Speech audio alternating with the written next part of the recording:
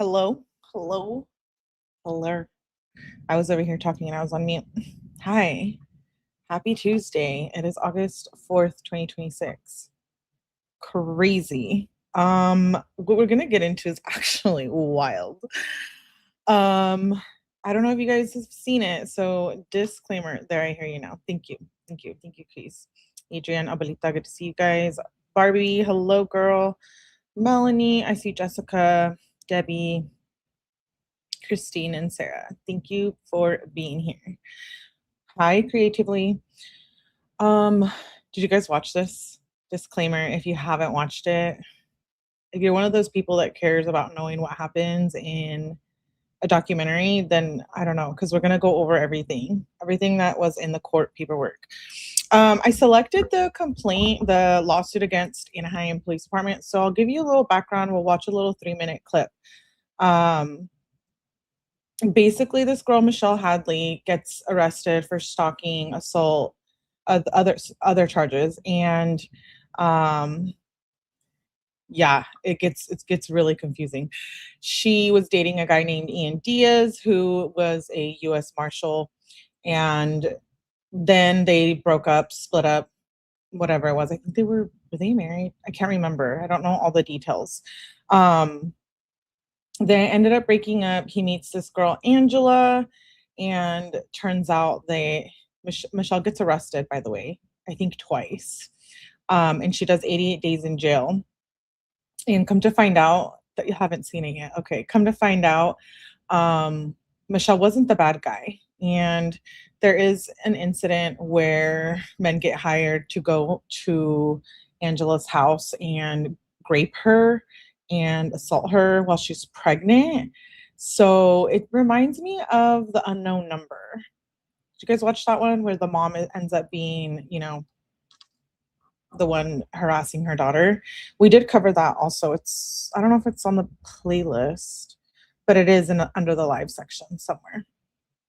Um, yeah, I had to watch this doc twice to understand. I had to watch it too. Thank you, Starlick. Hope you're having a good day too. I never had to watch a doc twice in a row to remotely understand it. Yeah, so she ends up suing no, there was no baby. Hi, Nisi. Yay, I'm glad you made it. Um, she ends up being arrested, and because the police department failed to actually properly investigate, and so she ends up suing them, and I think it was like a $2 million lawsuit, maybe 1.8 million actually. I think it's what it was. Sued Anaheim Police Department. So it's a little bit crazy. Yeah, I think most of you have seen it. Hey, Steph True Crime Mama, that one was bonkers. Yeah, I feel like I didn't read the document yet. It's like a couple, I was gonna say a couple hundred, but it's close to 100 pages, this document. Um, but I wanted to get to the background of it because that's where it explains like what happened. And I don't know like a lot of the details too well, but we're going to learn together. So this is the complaint and demand for jury trial when she sued the police department. Let me pull it up. We'll probably read through the initial statement. We'll skip like the hearing, jurisdiction, and venue, parties. We'll go over the parties so we know who everybody is, and then we'll get into the background. I'll try to get through the whole document today. Just depends how long it takes me to read through this. If not, you already know I will make a part 2 for tomorrow. Please make sure you guys drop a like. Also, I was planning on starting Mackenzie Sherla transcripts tomorrow as well. So, and there's a members only coming up. So definitely if that is something you can do, it really helps the channel. I'm going to play a clip first before we get into the document, just so people can get a little bit of a background. This is an interview with Michelle Hadley that she did. It was posted 20 hours ago. It's a little 3-minute interview with Investigation Discovery. Let me pull it up. Hold, please. Hold, please. Okay. Day you were first served with a restraining order. So I'm at home. All of a sudden, there are police at the door. So I see Leslie Carlson there. She is a U.S. Marshal and a good friend of my ex-boyfriend, Ian. Leslie serves a restraining order on me. And it didn't have much information in it, but it did have Angela's name and that they were married. And I see them basically saying that I'm sending harassing emails to her. I don't know who this woman is. I don't even have her email address. A few days later, I actually called Anaheim Police Department and I left 3 different voicemail messages for them. I said, look, they're saying I sent these emails. I didn't. Please call me. I want someone to investigate this. The next thing that happens, it's a Friday night. I just remember pulling up on the cul-de-sac and these lights turn on and a detective slaps his badge on my door and shines a light in. So I immediately feel relief because I'm thinking, okay, they're here to investigate. Hallelujah. Like, yes, like I've been waiting for someone to come and talk to me.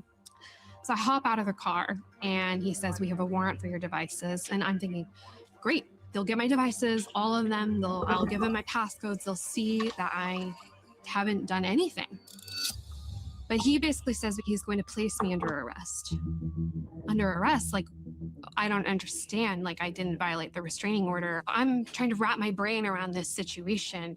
And they processed me that night and put me in a jail cell. And then I found out that Angela got attacked. At this point, I'm shaking because I'm starting to realize that this is on a different level than I initially thought. In the jail cell that night, I called my parents and my dad said, they've set the bail really high. They had set it at $1 million. He gave me the choice. He said, we can use that money to hire a really good attorney and prove your innocence, but that means you're going to have to stay in there for a while. And I told him, okay, let's get the attorney. I told him I can handle it.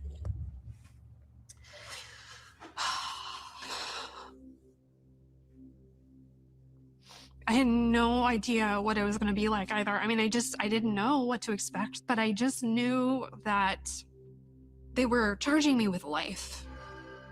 And so at this point, it was like, well, my only chance is to get an attorney and get out of here and prove that I'm innocent.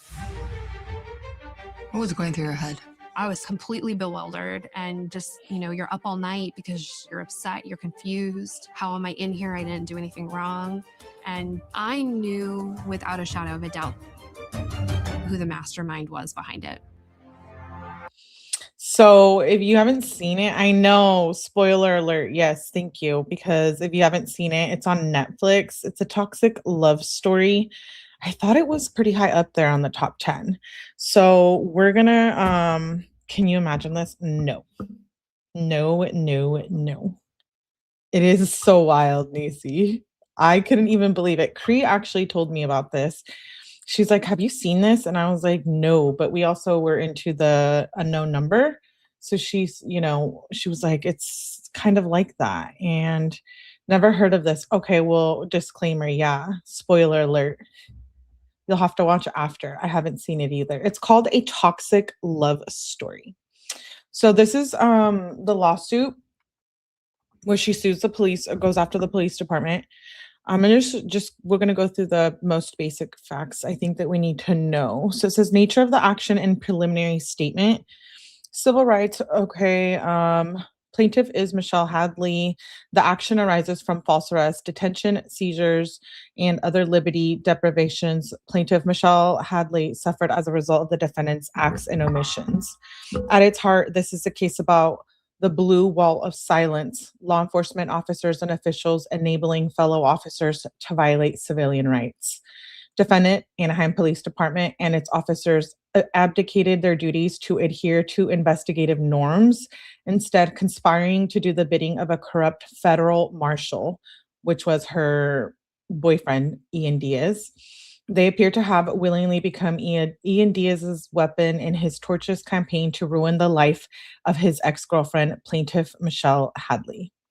Michelle Hadley, age 30 at the time, experienced everybody's worst nightmare. She was arrested and charged with 10 felonies and a misdemeanor for heinous crimes she did not commit. Facing life in prison, she spent 80 days in jail, charged as an SEX offender before law enforcement officers were forced to correct their grave mistake. This is wild. I love a plot twist. Yeah, me too.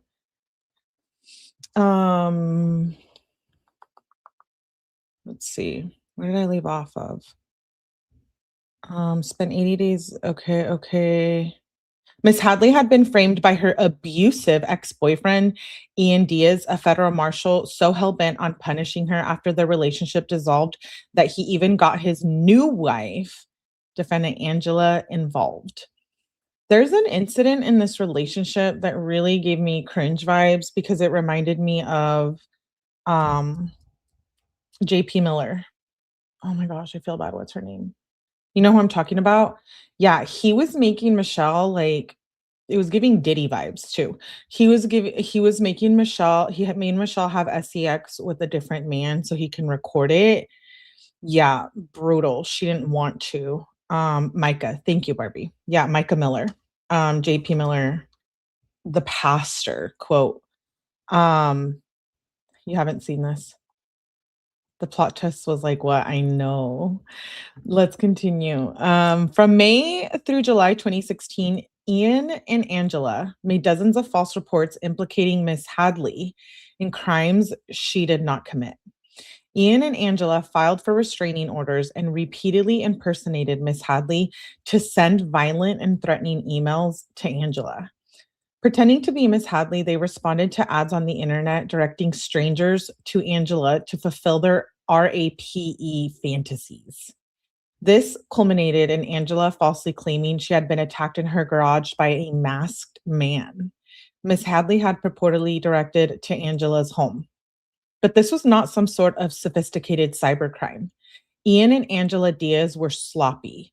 The emails they forwarded to APD detectives were clearly doctored. Sometimes the from line of a forwarded email showed two names. Other times they would botch the email address or invert the sender and recipient. For many of the emails purportedly sent by Miss Hadley, they did not even mask their IP address. This unmasked IP address made plain that these emails were sent from Angela and Ian's home. Are you guys catching on? Yeah. So weird.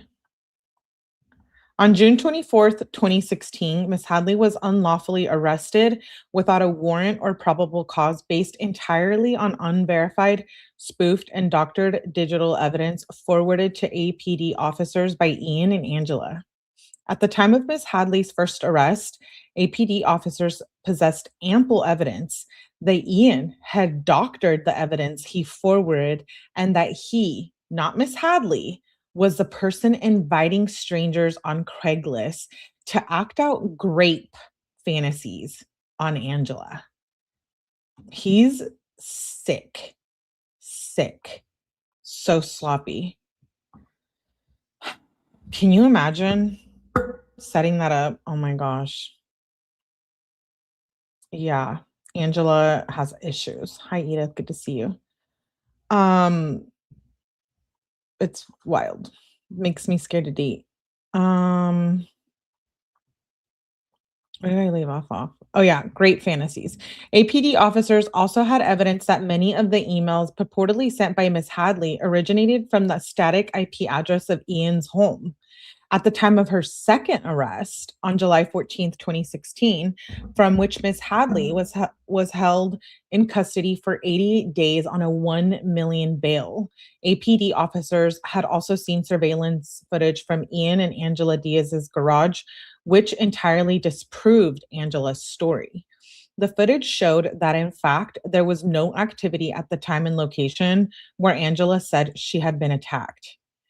APD officers did not just ignore the evidence, they ignored Miss Hadley's repeated desperate pleas for help, including entreaties to the Ontario Police and the Claremont Police, the FBI, and the DOJ. 4 times, she called the detective at the APD to follow up on her reports, expressing urgent concern that she was being impersonated online and that her ex boyfriend might be plotting against her. Yet the detective who was on the scene when Miss Hadley was arrested admitted that he had not called her back. APD detectives willfully turned a blind eye to Ian's obviously false reports because he was a fellow law enforcement officer, a career cop. Upon information and belief, he often filed the false reports against Miss Hadley in uniform. Each report stated that he was a federal marshal employed by the U.S. Marshal Service. He was friendly with the detectives investigating Miss Hadley, texting and emailing with them. He also used local police like his own personal concierge service, dispatching officers to unlawfully intimidate and threaten a process server, as well as serve a restraining order on Miss Hadley. It says Miss Hadley recalls Ian Diaz wearing his uniform when not on duty. Months into Miss Hadley's detention, Ian finally confessed to APD officers, admitting that Miss Hadley was innocent all along. Yet, reflecting the APD's willingness to turn a blind eye to a fellow officer's corruption and wrongdoing, Ian was never charged with the crime. Only his wife, Angela, was. I know. You want to what? I know. The fact that this is a fetish, and I really kink shame, but very insulting to SA victims. Can't even get over it. Hey, LZ. On January 9th, 2017, the city of Anaheim exonerated Miss Hadley. This was 6.5 months after her first arrest. By then, Miss Hadley had lost her job, dropped out of business school, been forced to move in with her parents, accrued extraordinary debt, and developed grave post-traumatic stress disorder.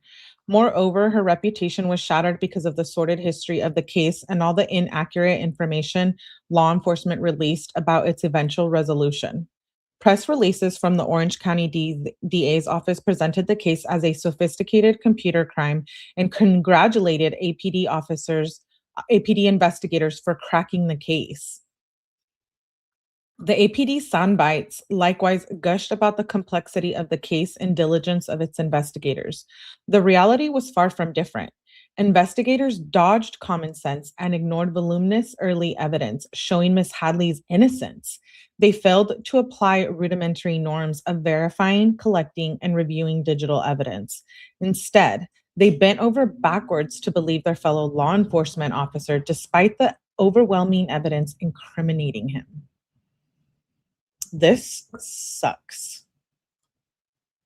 Makes me never want to. Yeah, he definitely used that to his advantage. The APD never had probable cause to arrest Miss Hadley and therefore violated her constitutional rights by arresting her and jailing her.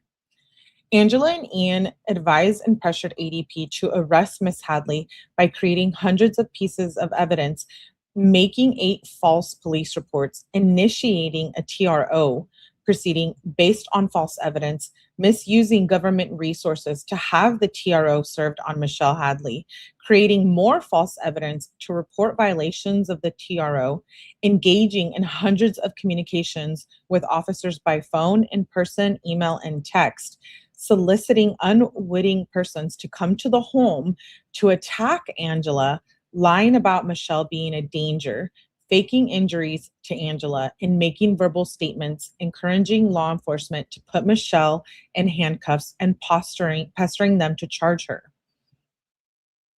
APD officers knew all along, or should have known, that Ian and Angela were framing Miss Hadley. However, even after the conspiracy was revealed, the city of Anaheim continued to pull rank for Ian. In doing so, the APD has tried to cover up its own complicity in the wicked scheme to frame her. Thus, Miss Hadley alleges and complains that she is not only the victim of an vindictive ex-boyfriend, a corrupt law enforcement officer, and his new wife, but a victim of police corruption, incompetence, and the blue wall of silence that enabled them to successfully deprive Miss Hadley of her freedom and cause others serious and long-lasting harm. Yes, you're hearing this right. Parties: Michelle Hadley, who is the main person in the documentary. She's a citizen of the United States. Okay. City of Anaheim. They name police officers and investigators. Yeah, I'll skip through the parts, but wait, let's get some names. So City of Anaheim, William, Michael, goes 1 through 10. In doing so, the officer defendants are sued in their civil individual capacities, including where applicable in their capacity as supervisors based on supervisor liability. Police detective, William Seglitz. Another one, James. Michael, police detective. Another, wait, is that? Oh, there's 2 Michaels. Another detective. Wow.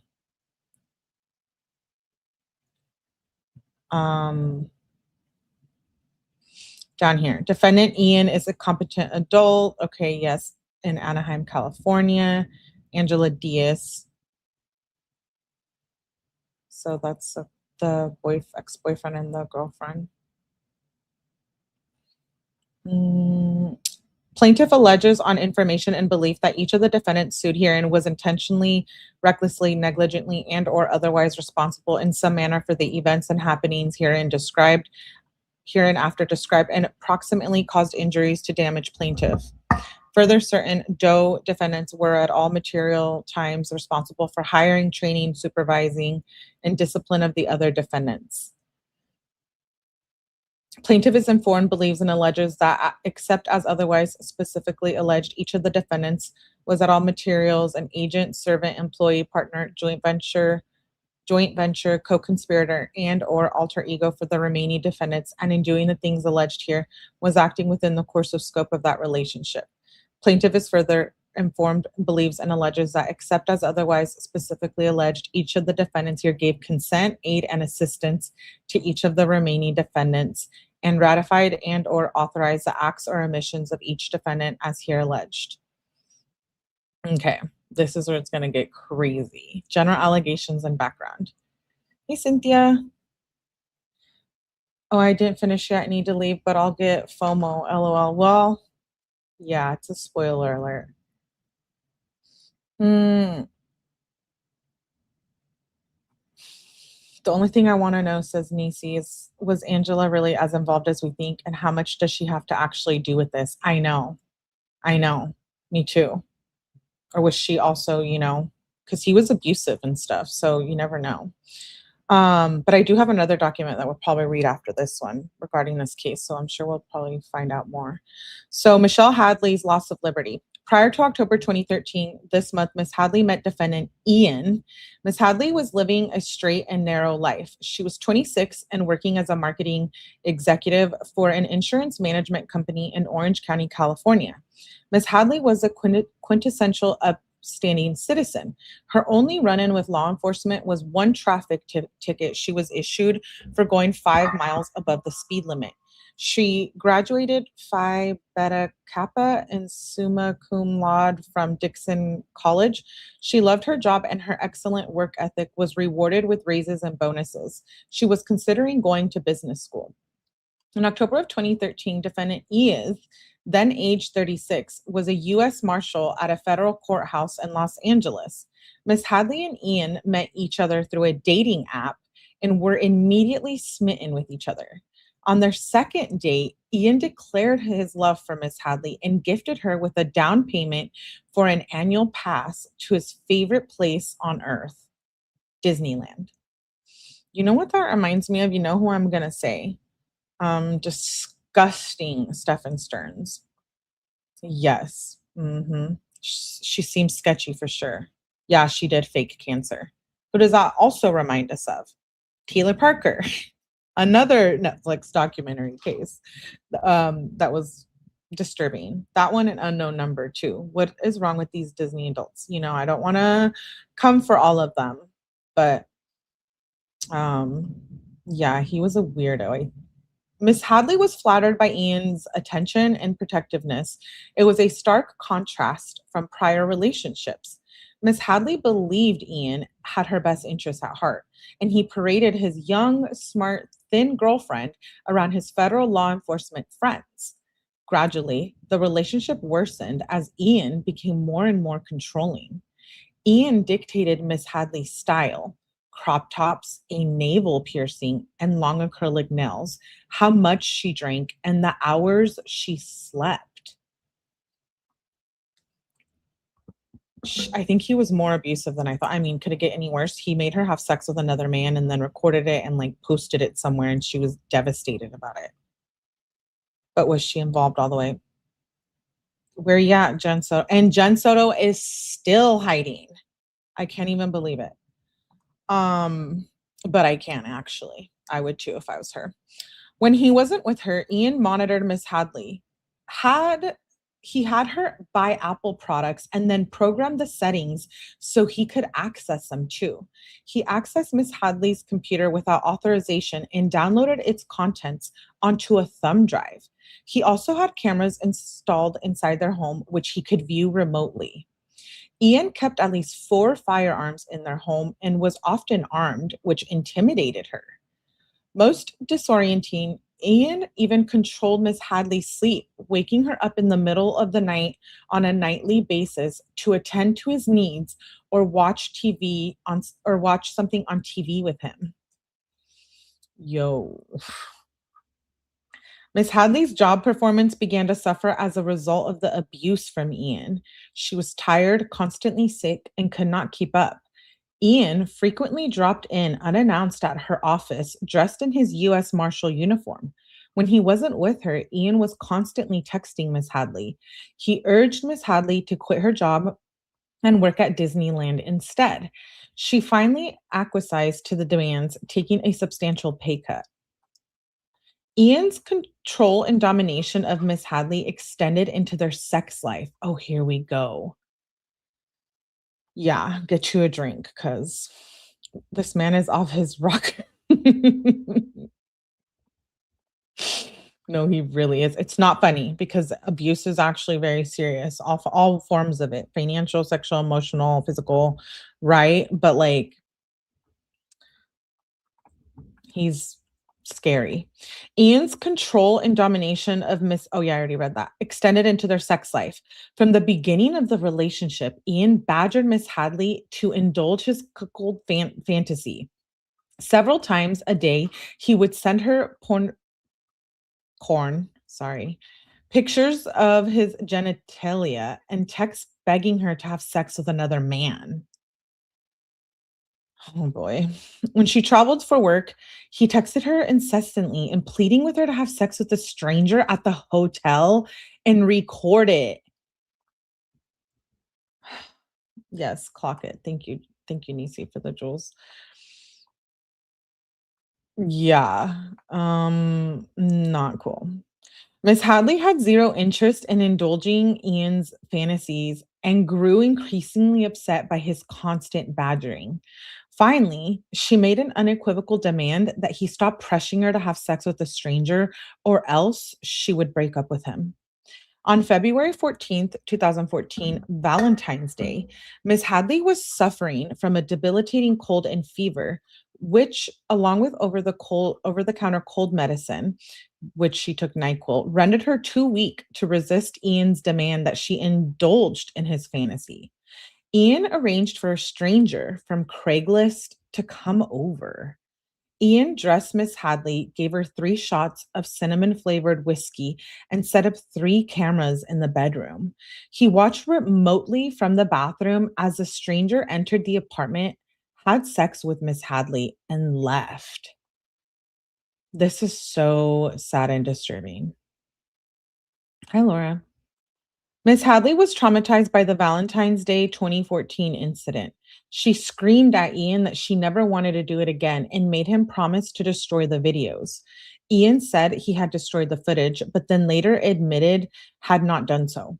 He would frequently taunt Miss Hadley about the video and use it as a source of control. Police would later find intimate images of Miss Hadley on Ian's phone over a year after their breakup. Yeah. How did he pass his psych evaluation for federal level clearance? Sheesh. Yeah, I would like to know. I didn't know about that part. See, Netflix leaves a lot out, right? We've learned the hard way from the crash. Taylor Parker also is missing a lot of things. We've gone over some of those documents. Unknown number as well. And now this one. No bueno.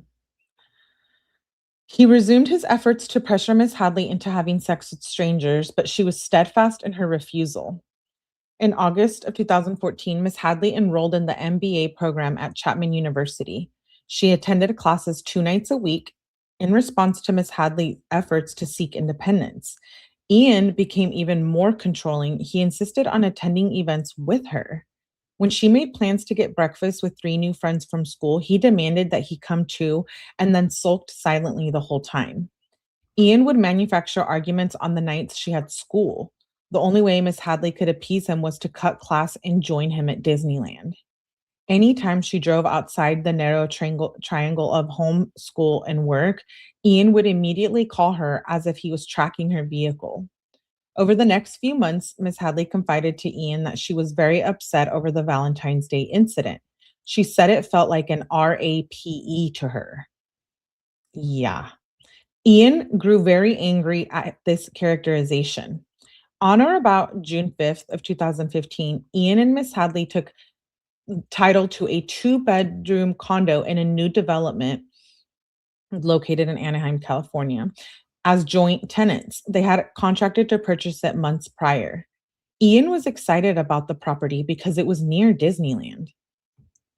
Ew. He's a pred. He should be banned from there. I'm gonna have to look into that. I'm disturbed. Miss Hadley paid the down payment, but there's a lot of, people that could probably go to Disneyland. Anyways, Miss Hadley paid the down payment of $14,401.20, and the two obtained a mortgage in the amount of almost $500,000. So she paid that down payment. Yes, he is in Texas federal prison. After Ian and Michelle Hadley moved into their new home, Ian became even more abusive and controlling. Often, Ian would corner Miss Hadley, subjecting her to angry tirades and rants for hours on end. During an argument in the car one night, Ian brought the car to a complete stop in the middle of a busy California freeway and told her to get out. She almost did. Ian's ongoing demands for Miss Hadley to have sex with strangers triggered severe emotional distress, later diagnosed as PTSD from the Valentine's Day incident. It was traumatizing for Miss Hadley. The one time they went to a therapist together, Ian was furious at her for talking about it and drove hazardously after the session, screaming at her for hours on end. She knew she needed to leave, but was scared. Finally, in August 2015, Miss Hadley packed up her car and left Ian. Almost immediately, Ian began engaging in a new type of abuse. Ian destroyed much of the personal property that didn't fit in Miss Hadley's car. He canceled her car insurance and did not inform her until making a veiled threat to have her pulled over.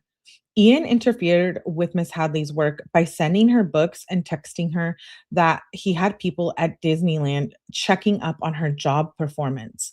When she reported to security at Disneyland that she was worried, the Disneyland security officers, some of whom were former colleagues of Ian's when he used to work there, seemed to already know about Ian's behavior. Why didn't she go after Disney too?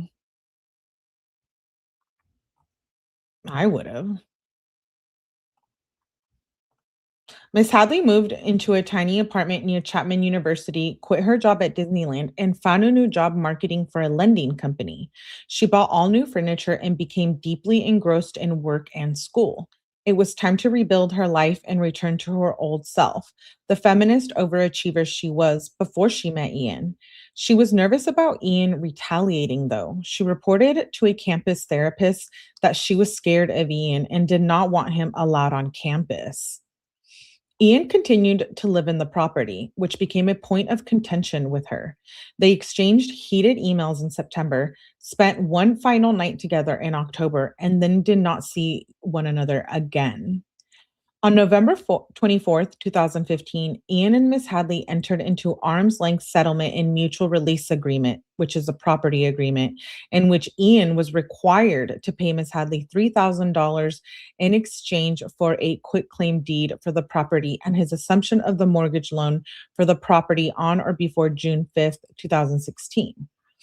On May 22nd, 2016, with the mortgage assumption deadline quickly approaching and Ian having taken no steps to assume the mortgage, Ms. Hadley sent Ian an email stating her intention to enforce the property agreement.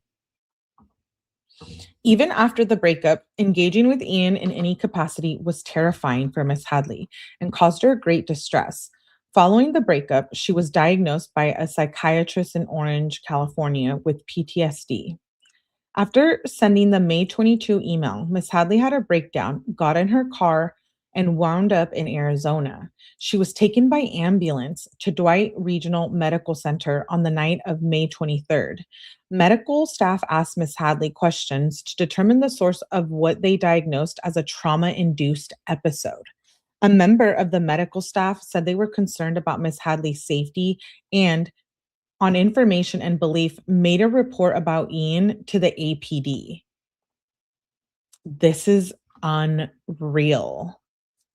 I don't remember this in the documentary.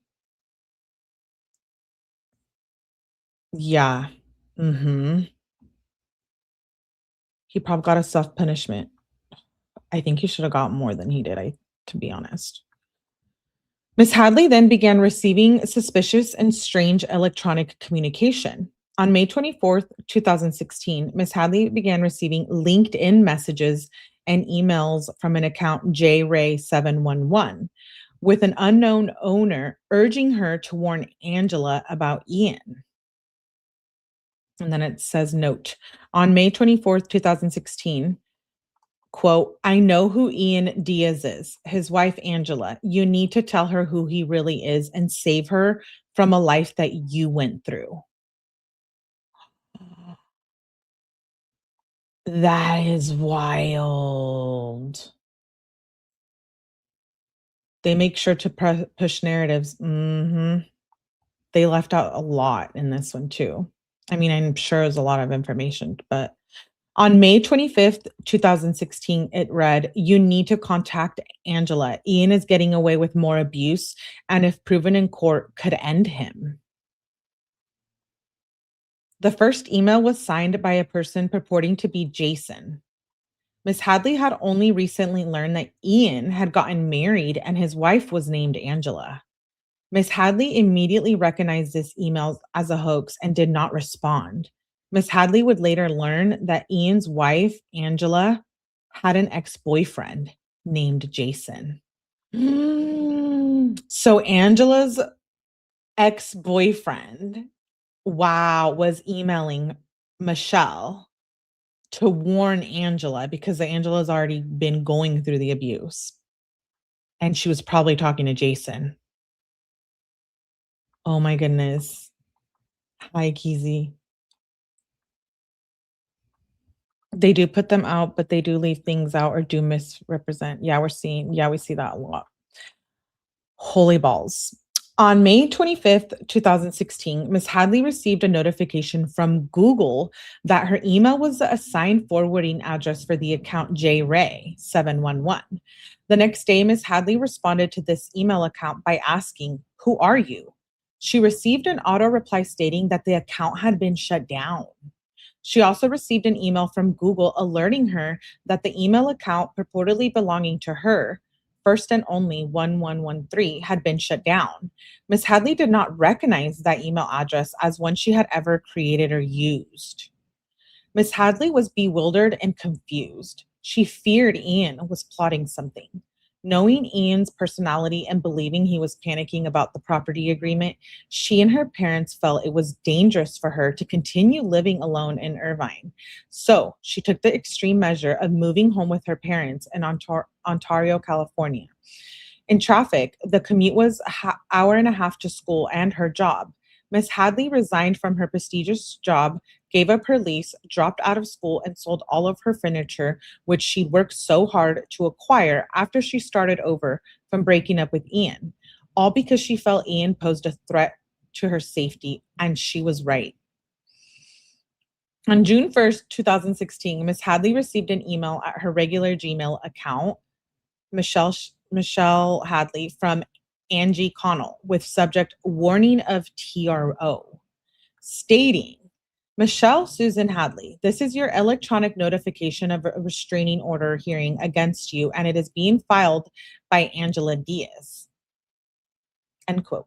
It was CC'd to a number of email addresses, including some she had received email from and others appearing to impersonate her. Oh my gosh, they created a bunch of accounts under her name. There's one, two, three, four, five, 6 emails.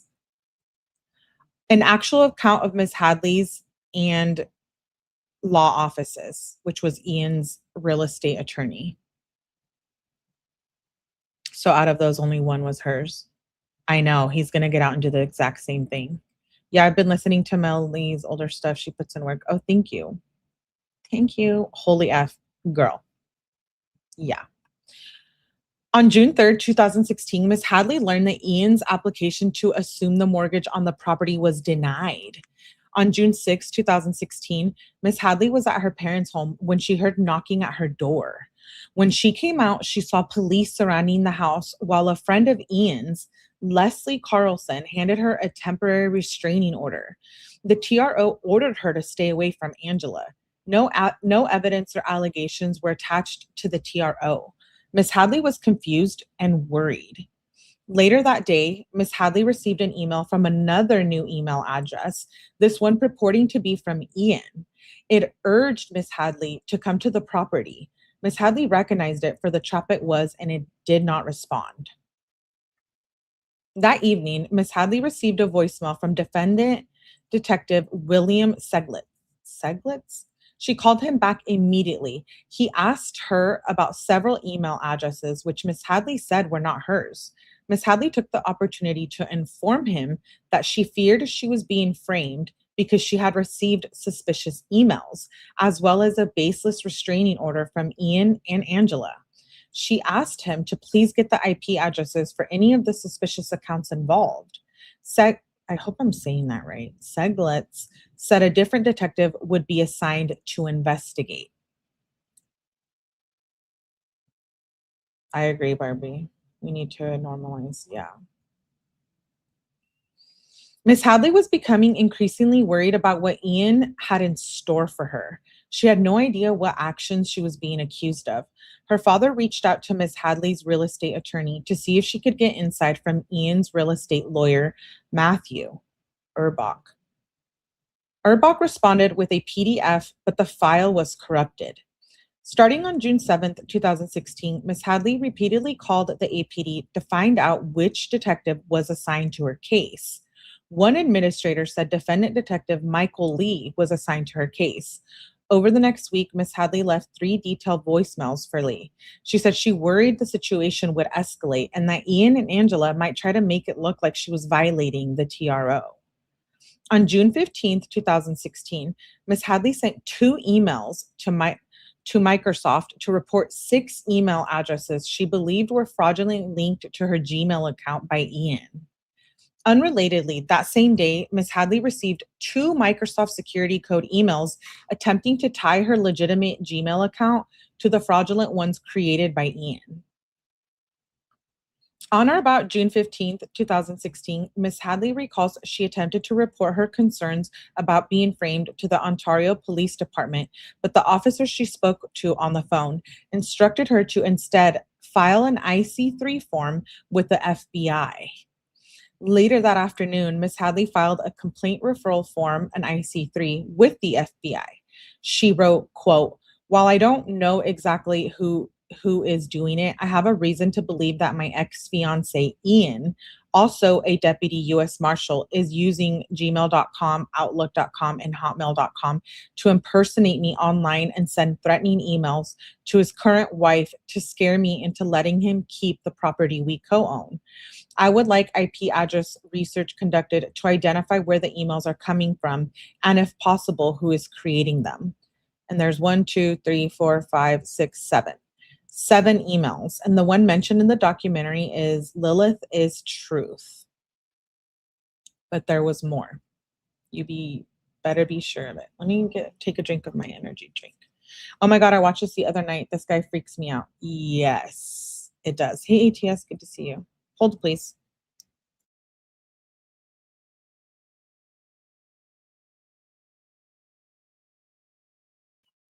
I don't like to drink in your ear. Let's continue. She did not receive a response from the FBI other than the automatic receipt emailed to her. Also, on June 15, 2016, Ms. Hadley sent an email to Christy Parker at the DOJ. On information and belief, Ms. Parker had a human resource function at the DOJ, of which the U.S. Marshal's Office is a part. Ms. Hadley informed Ms. Parker her of the problem and filed a formal complaint against Ian. The email ended with, Ian Diaz does not respect the boundaries of the law, so I am extremely scared for my safety and obviously also afraid of being framed for a crime I did not commit simply because I was a victim of someone in law enforcement who understands the system better than I do. On June 16th, 2016, Ms. Hadley sent a follow-up email to Ms. Parker. It included the line, I cannot repeat enough how urgent and serious this matter is. Ms. Hadley copied both her parents in the emails to Ms. Parker. Ms. Parker confirmed receipt that afternoon by email stating thank you. Ms. Hadley also emailed her friend Jason, telling him she had filed a complaint with the DOJ and forwarded the Christy Parker email to him. He responded the next day asking if she had heard back from the DOJ. On June 16th, 2016, Ms. Hadley called Detective Lee again and left him a 5-minute voicemail describing the Microsoft security account codes. On June 17th, 2016, the return date for the TRO proceeding Angela brought it against Ms. Hadley. Ms. Hadley met Angela face-to-face for the first time. Angela and Ian brought a crowd of friends and family members who heckled Ms. Hadley while she waited. At one point, Angela marched up to Miss Hadley and thrust a stack of papers at her, and she said, here. Holy cow. I can't believe how much the documentary leaves out. But I can actually. This was the first and only time Miss Hadley spoke with Angela in person. The stack of papers contained printouts of harassing emails, marking the first time Miss Hadley had seen the evidence against her to support Angela's claim of harassment and threats. The emails, all falsely attributed to Miss Hadley, were alarming, threatening, and violent. Miss Hadley did not write or send them. On June 17th, 2016, Ms. Hadley sent a follow-up email to Microsoft stating, this is somewhat urgent situation. Can you provide me an update on how you can assist? Thank you, Michelle.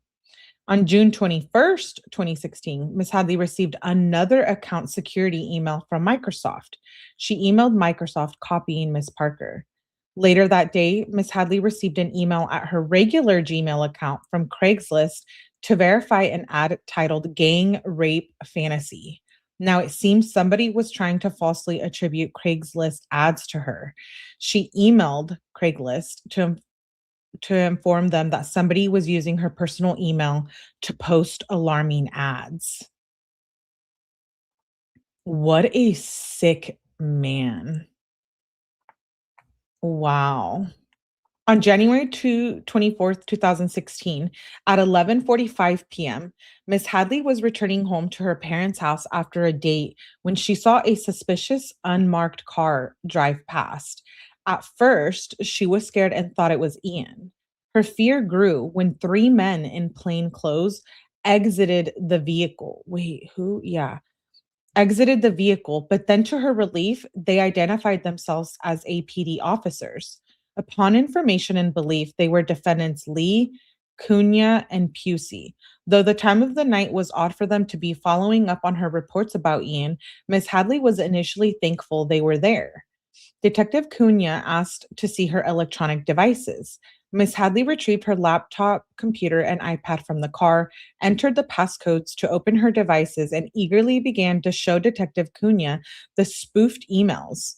Detective said that somebody had shown up to to the Anaheim Boulevard to have sex with Angela. She was badly hurt. So the gang rape incident was actually it was yeah, against Angela, and Angela was allegedly pregnant at the time. She was badly hurt. Detective Cunha told Miss Hadley genuinely worried and replied, "Oh my God, is she okay? Was she hurt?" Detective Cunha focused in on the emails from Ian Diaz and the Craigslist verification email. When it occurred to Miss Hadley that she was being treated as a suspect rather than a victim, she explained that she had no idea what the Craigslist ad related to and that she had received, not sent, the emails from Ian Diaz. She told the officers that she was the crime victim, not the perpetrator. She explained that she could prove it by showing them the IC3 report, the emails that she had sent to Microsoft, and other prophylactic measures she had taken to protect herself. Miss Hadley advised the group that she had left 3 voicemails for Detective Lee over the last week. "Oh, yeah," replied Detective Cunha. "What was his number?" Miss Hadley correctly stated Detective Lee's extension. In response, Detective Lee assumed a sheepish expression and said, "Well, looks like I'm in trouble again tonight." Oh my gosh, I'm so glad she sued them and won. Though the officers had only a search warrant, Detective Cunha stated they had probable cause for an arrest because the ENR Diaz Gmail emails were stored on Miss Hadley's phone. The officers confiscated her phone, laptop, and iPad. The officers handcuffed Miss Hadley and placed her under arrest. She begged the officers to wake up her parents because she knew they would be scared if they woke up the next morning and saw her car there but could not find her. Reluctantly, one of the officers woke up Miss Hadley's parents while Miss Hadley was led into the police car. In the car with Detectives Cunha and Lee, Miss Hadley again tried to explain the difference between being the sender of an email and being the recipient of it, and tried to explain that she had received, not sent, the emails from Ian R. Diaz at Outlook. In the police car, she explained that she believed Ian was trying to frame her for the very crime he had committed against her, tricking and coercing her into fulfilling an internet stranger's great fantasy. "Oh, yeah," Detective Cunha said. "How come you didn't report it then?"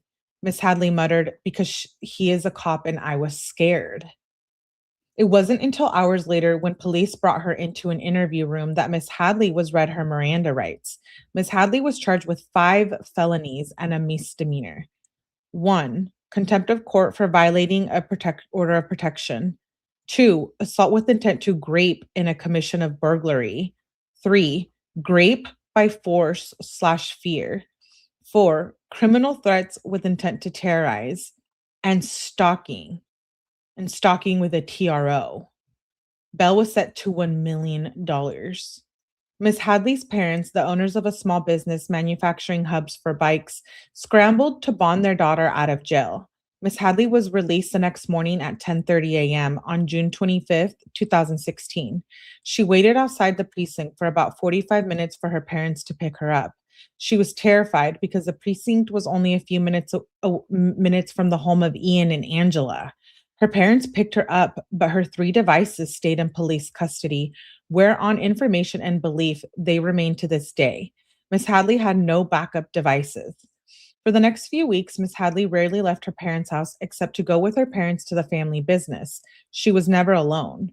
Without her devices, she was completely offline. She could not log into her Gmail account because its 2-factor authentication required access to her now confiscated phone. I feel so bad.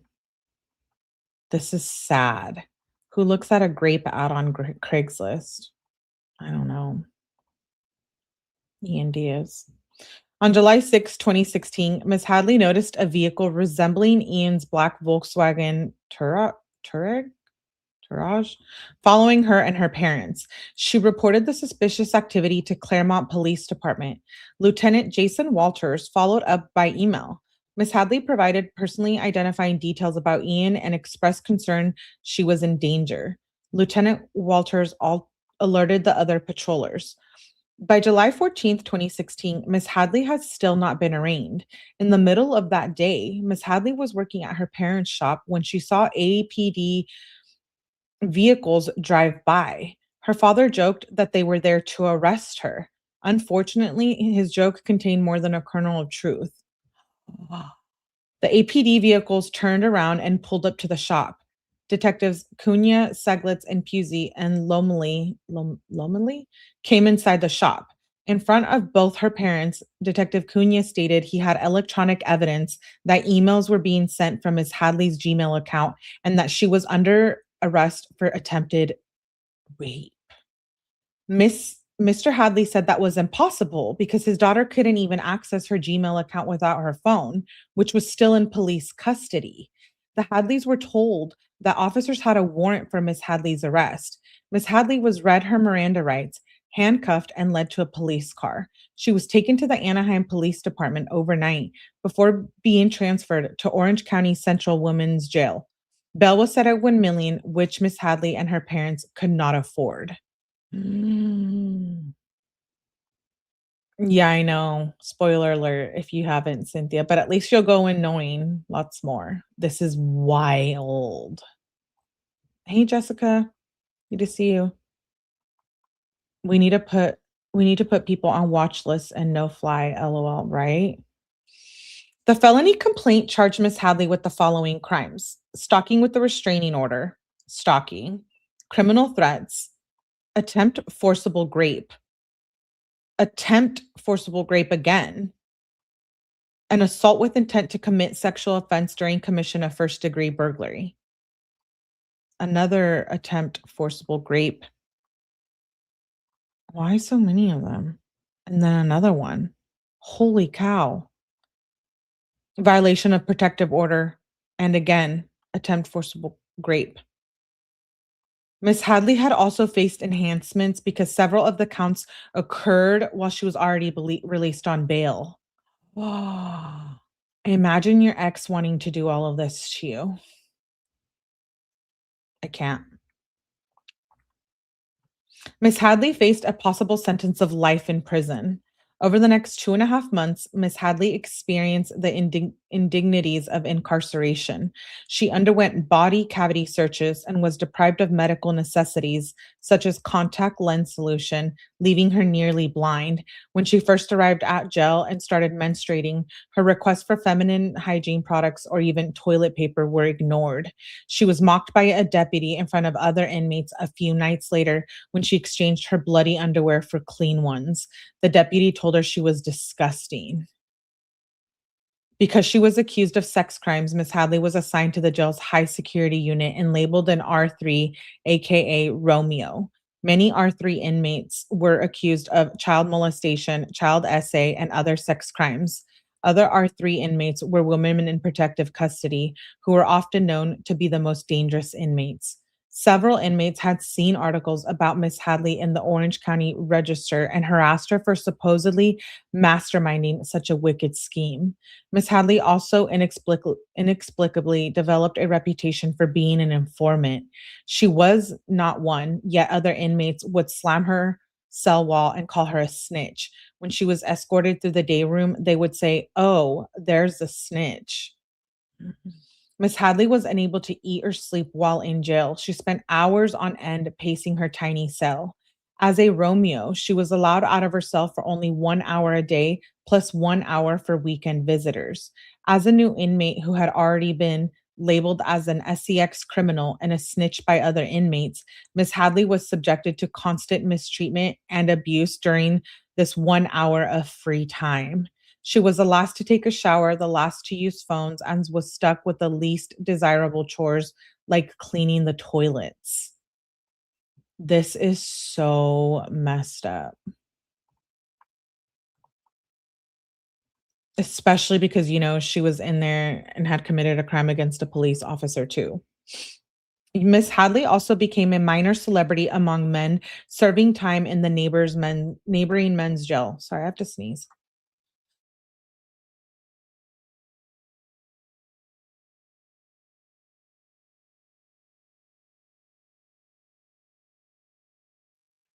Oh my gosh, excuse me. Okay. Um, Miss Hadley had become a minor celebrity among men serving time in the neighboring men's jail. Her jail cell number was disseminated, likely from a guard leaking it, causing Miss Hadley to receive vast amounts of harassing, threatening, and sexually graphic messages in her inmate mail. Menstruation was a problem for Miss Hadley in jail. Inmates were giving 3 pairs of underwear per week and 2 maxi pads per day of menstruation. Miss Hadley suffers from dysmenorrhea, painful and heavy periods treated best by birth control. When a doctor finally prescribed birth control to her, a deputy taunted her, "Why do you need the birth control here? Are you worried someone's going to do something to you?" That is sick. Thank you. That is foul. One guard seemed to have particular disdain for Miss Hadley. This guard would pick on her and then announce that it was time to toss the cells. The guard would require everybody to leave their cells, go into the center area called the bubble, where the male guards would watch them remotely. Miss Hadley was then required to stand with her pants down and her shirt over her head, covering her face, while guards ransacked the cells looking for contraband. With her pants down?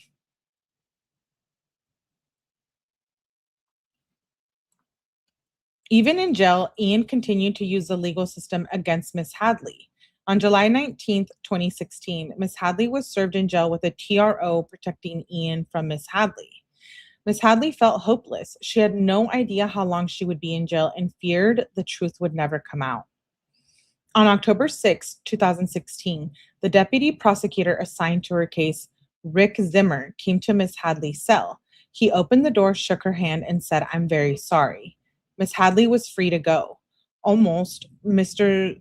Almost, Mr. Zimmer said she could go on one condition, that she participate in a sting. For the next 3 days, Miss Hadley was sequestered in a hotel room under police supervision. She had no idea why.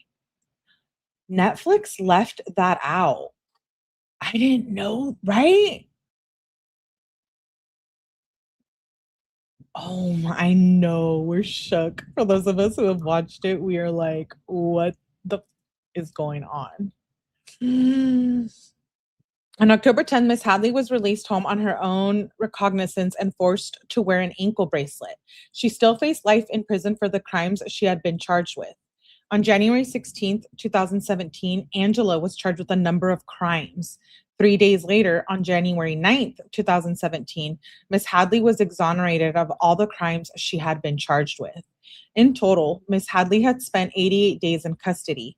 Afterward, her life did not return to normal. She could not sleep. On the rare instances she slept, nightmares tormented her. Paranoia and anxiety overwhelmed her. A knock on the door would cause her to hyperventilate in fear that the police were there to rearrest her.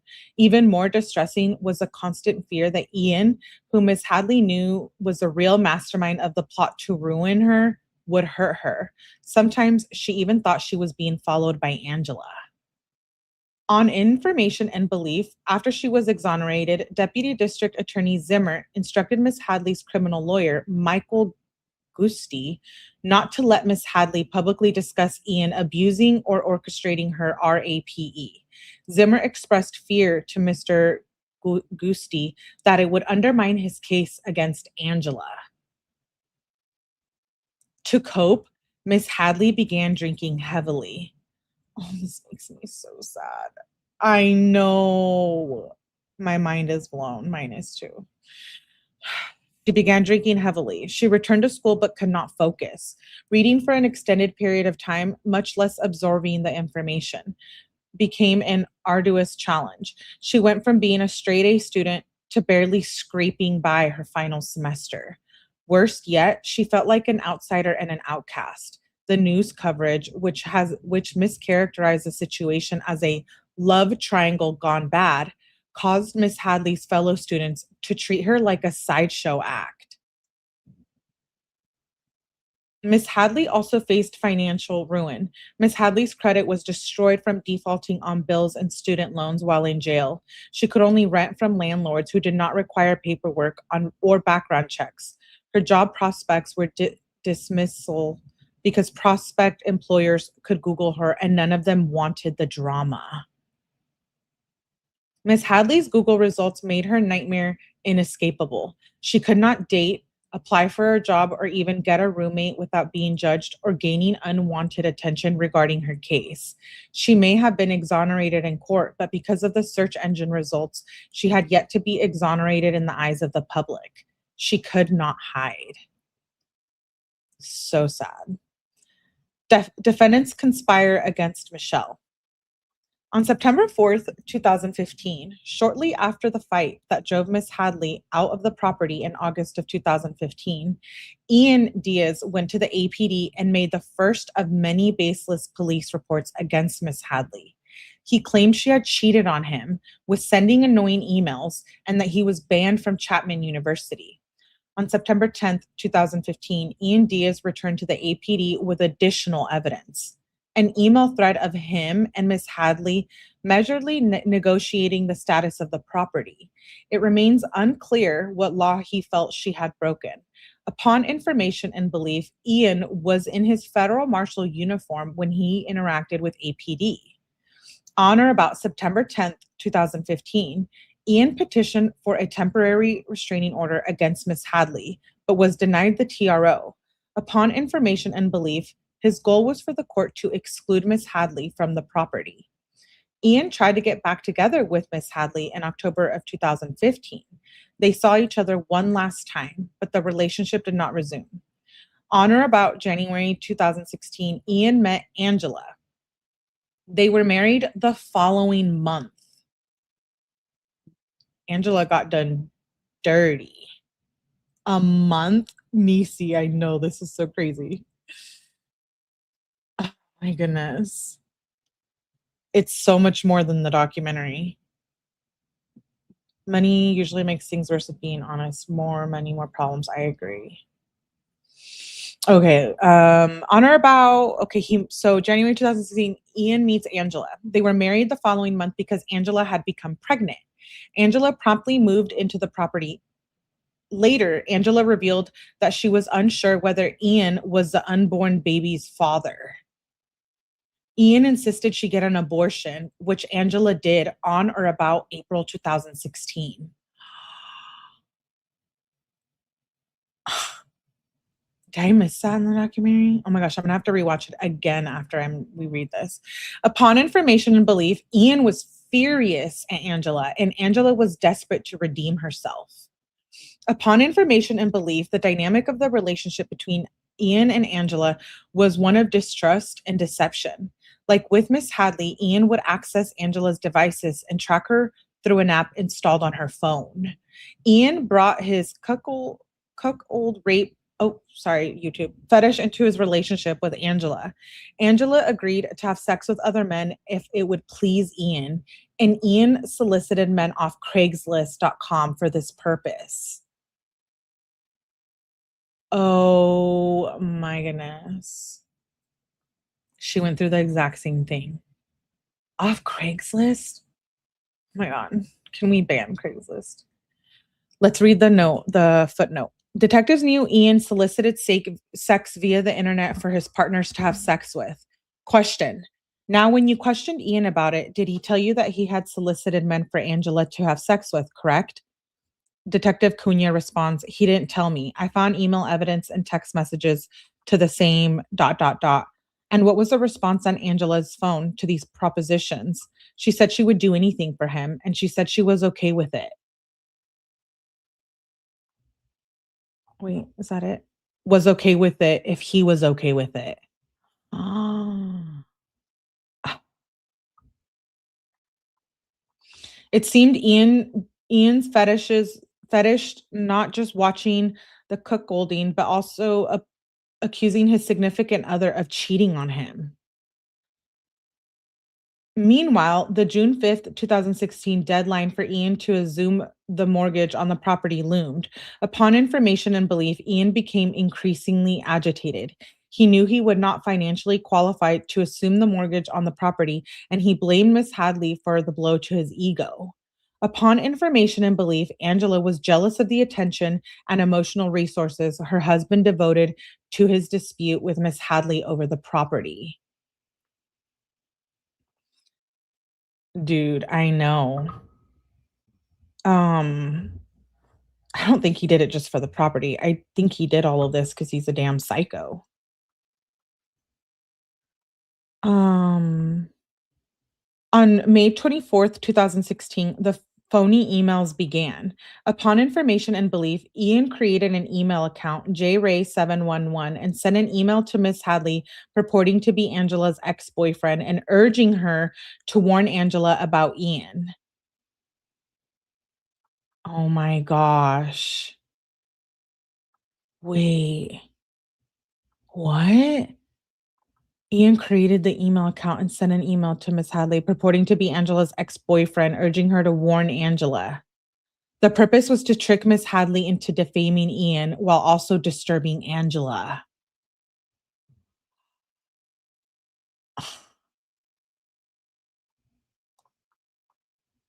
Crazy. 30 minutes after sending the J Ray email to Miss Hadley, Ian sent Miss Hadley a second email, this time from his own account, responding to Miss Hadley's refusal to grant him an extension of time to assume the mortgage on the property. The next day, May 25th, 2016, the J Ray email account turned its attention to Angela and sent her 5 emails warning her about Ian. Examples of these emails' contents are, quote, "He will hurt you. Just wait." It could be a text from a girl, another picture on his phone, more women, more deception, more lies, hiding things or not telling you, end quote. And then Michelle told me about him. The torture he put her through is it's repeating itself now with you. Ian is a snake, Satan, and a sinner. He does not respect, want, or adore you. I think that's how Ian really feels. Is this Taylor Parker's evil twin? I'm afraid so. Yeah. For the next several days, a new email account would be created and send several emails to Angela about Ian being deceptive and not loving her. Then, after one day, each account would be abandoned. Upon information and belief, Angela and or Ian were creating the emails to manufacture drama in the relationship or to frame Miss Hadley. The email addresses Angela received emails from were J. Ray, first and only Miss Hadley, M. Suzanne. On June 1st, 2016, Angela deleted her Hotmail account and took printouts of the emails to the Superior Court of California, County of Orange, North Justice Center. There, she petitioned for a civil harassment restraining order protecting her from Miss Hadley. So here's the email that's brought up in the documentary, The Lilith is Truth. You know, Nisi, you're right. Nisi said at the beginning, like, how responsible is Angela for all of this? And of course she is. But now as we read more, I'm thinking like maybe he did threaten to unalive her and maybe she was scared too. I mean, this guy is literally a demon. I don't know though. I don't know though yet. That's just a theory, but it would make sense, right? On June 1st, 2016, the email account Lilith is Truth was created. At this point, the pattern of daily created and abandoned email accounts, which sent content about domestic issues, ceased. Moving forward, spoofed email accounts would appear day after day and send extremely violent content to Angela, such as specific threats of gang rape, mutilation, with graphic photos attached. These emails frequently referenced the property. I'm so disgusted. Almost all emails sent from Lilith is Truth were signed with some variation of Miss Hadley's name. Michelle S. Hadley, MS Hadley, Michelle Suzanne Hadley, MSH, etc. Upon information and beliefs, detectives involved in the case took this to literally mean the emails were sent by Miss Hadley.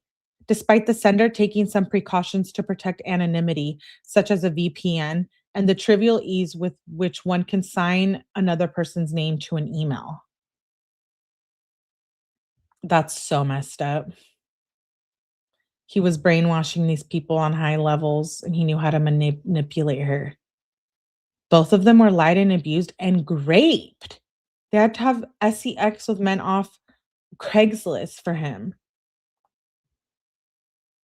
So sad. Upon information and belief, Lilith is Truth was the email created by Ian.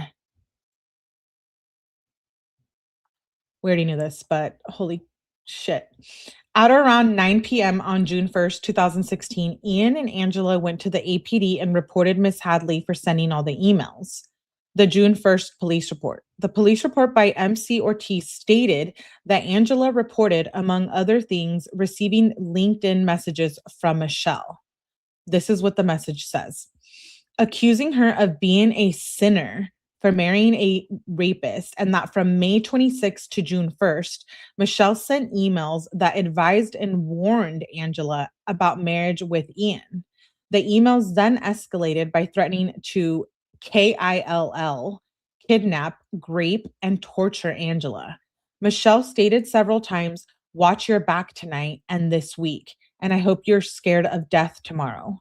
Angela also received graphic photographs of women being kidnapped and raped. See attached scan images for the photographs and emails. Angela believes Michelle made those threats against her in response to her relationship with Ian.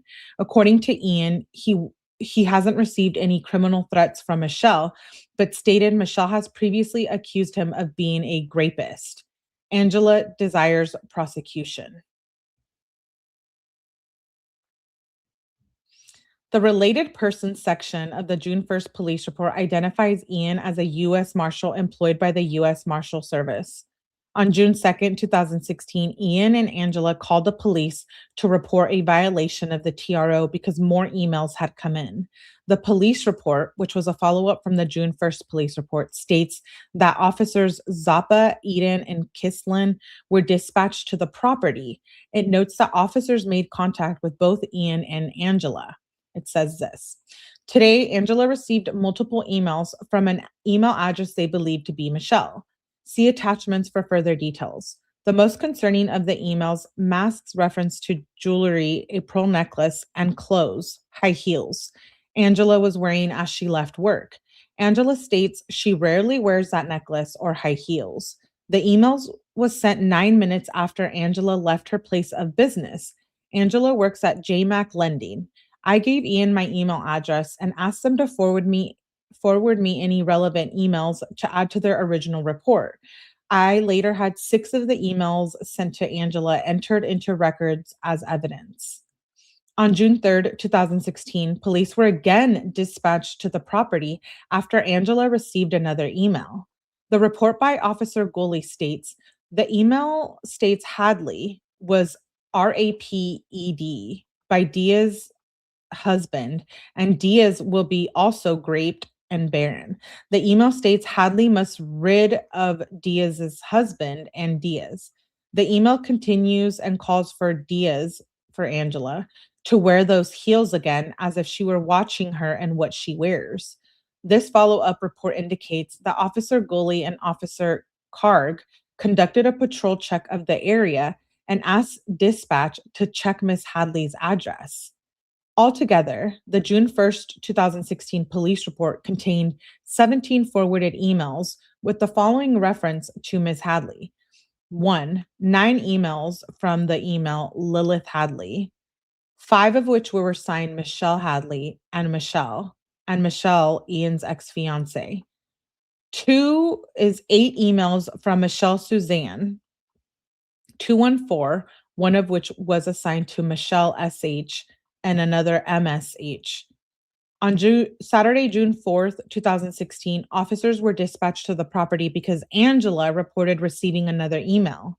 The report by Officer K. McAlpine states, Diaz received an email via a social network telecommunication LinkedIn from Hadley stating, "Today I have finally succeeded in getting my army aligned to take you down.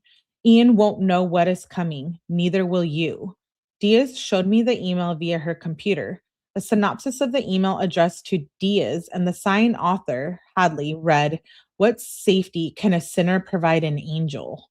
What comfort can be found in fornicating with a rapist? How much does he love you? How far will he go to protect you? How much will he do for you? The test begins today. I will watch you squirm in anguish and pain. The house, the life I once had, the RAP I endured, all will be solved. Have a great morning. Enjoy Starbucks and watch your back." From Michelle. That also was not in the documentary. We only saw, like, I think 2 emails in there. How many lives has he attempted ruining while hiding behind his uniform? This is unreal. You guys, they cannot let this man out. He has real mental issues and is evil. How scary. Like earlier police reports, the June 3rd police report made note that Ian was a US Marshal. By June 6, 2016, Ian and Angela were frustrated. They had been having trouble serving the TRO on Miss Hadley. Until it was properly served, Miss Hadley could not be arrested for violating the TRO. On that day, in his capacity as a U.S. Marshal, Ian dispatched a police detail from the Ontario Police Department to accompany his friend Leslie in serving Miss Hadley. He did not reveal it was from his own personal matter. Miss Hadley was served at 12:30 p.m. at her parents' home.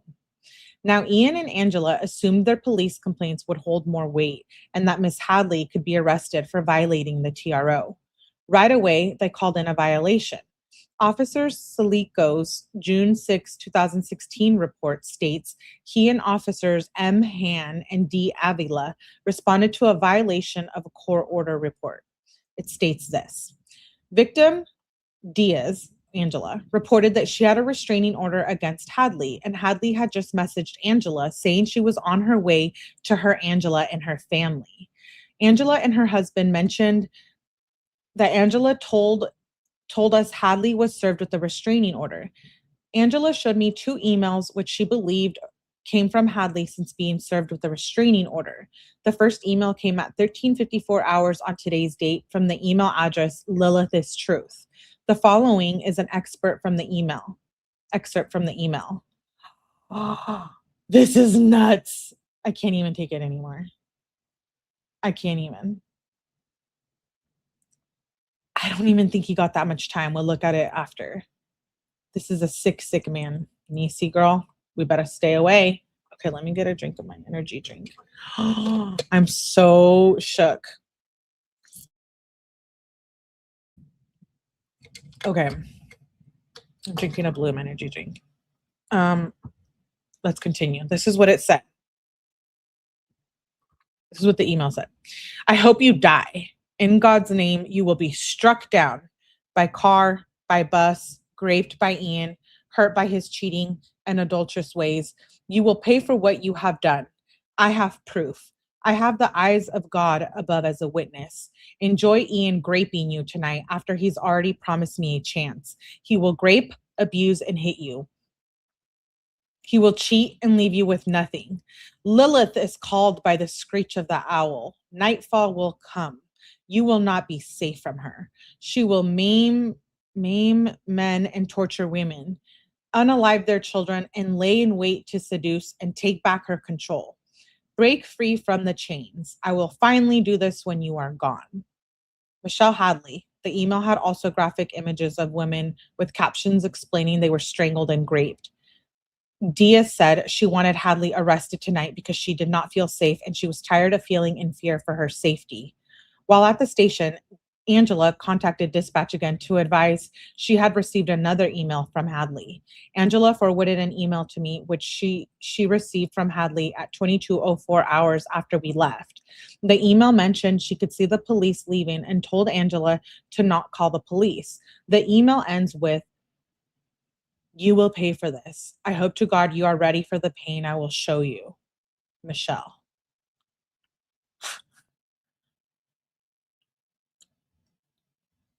Hi, Truth Warrior. I'm shooketh. Yo. Can you believe this? Can you believe how much is not in the documentary? Sounding similar to another case, eh? Officer Salico's June 6th police report continues stating he returned to the property and conducted a patrol check. He then left a voicemail for Miss Hadley, who called him right back and said she'd been at her parents' home in Ontario all night. Officer Salico's may note that Miss Hadley had not been to Anaheim recently or been sending email to the Diaz's. Quote, Miss Hadley had not been in the city of Anaheim since September 2015 before she and Ian broke up. She only recalled sending one email to Diaz after receiving an email notification about a restraining order. Hadley said she had asked, "Who is this?" in the email and never received a reply. I asked Hadley if she ever used an email address with the name Lilith, and she said she had not. Officer Salikos further noted in the June 6th police report that during the call, Ms. Hadley expressed her concern about being falsely accused. Hadley said she believes Angela or Ian are conspiring against her or attempting to make it look like she's sending Angela the emails. Officer Salikos noted his awareness that Ms. Hadley had received an email from somebody purporting to be Ian. The email said this. Hadley said on today's date, Angela had emailed her about having second thoughts about his. Oh, Hadley said on today's date, Ian had emailed her about having a second thoughts about his marriage, and he wanted her to come to his condo in Anaheim to speak with her. Hadley felt it was a trap and did not go. Later that day, officers responded to her parents' residence and served her with a copy of the restraining order. I provided Hadley with the report number, and she was willing to cooperate with getting to the bottom of who was sending the annoying/harassing emails. Attached to the Salico's June 6th police report were 12 emails from Lilith Hadley. One was signed Michelle Hadley. 3 were signed Michelle. 1 was signed Michelle, Ian's first and only love. And 4 were signed MSH. Several of the emails had threads also attached, signed by a variation of Michelle's name. And of course, as in all police report, Ian was mentioned as a witness who worked as a U.S. Marshal. Okay, is he doing all this for the condo? He's unwell. We know he has mental issues, right? We know he's evil, right? Okay, those are 2 things we already know. But is it like, it can't be for the condo. Like, who loses their mind over this condo? Just get a new one. I don't know. Was he in love with her? I mean, by the looks of these emails that he's sending himself, he was obsessed. And he was probably mad that she had pursued something against him and could risk his job as a U.S. Marshal. I can't believe it. He was obsessed, not in love. Thank you, Barbie. That's what I mean. Obsessed, stalking love. I feel so bad for her. Over the next week and a half, Miss Hadley called the APD 4 times. Each time she was told Detective Lee was investigating the concerns about Ian she had reported to Detective Seglitz. I think I'm saying that wrong. She left 3 lengthy messages for Detective Lee expressing her belief that Ian was creating digital evidence to frame her. Meanwhile, Ian repeatedly advised and pressured law enforcement to have Michelle Hadley arrested. For instance, on June 7th, 2016, Ian and Angela make a 911 call falsely reporting Michelle of more harassment and stalking. When officers arrived, Ian and Angela showed the 3 responding officers, Officer Salikos, Han, and Avila, faked and doctored evidence to support their false report that Michelle had violated the restraining order, which itself was based entirely on false allegations and fake evidence. Oh, it's going to list it. Okay. So A, Ian Diaz stated the following to responding officers to advise and or pressure them into arresting Michelle. He says, is there a way to put this girl in cuffs tonight or tomorrow morning or something where maybe that will get through to her? She's got to have a record of some kind. If I could, I would go up there and get her myself, but I can't. She doesn't give a shit. She's got nothing to lose now. exaggerated the need for Miss Michelle Hadley to be arrested by claiming Michelle had once threatened to burn down the house with Ian and their dog inside, that she likes knives, and that she knows where we live.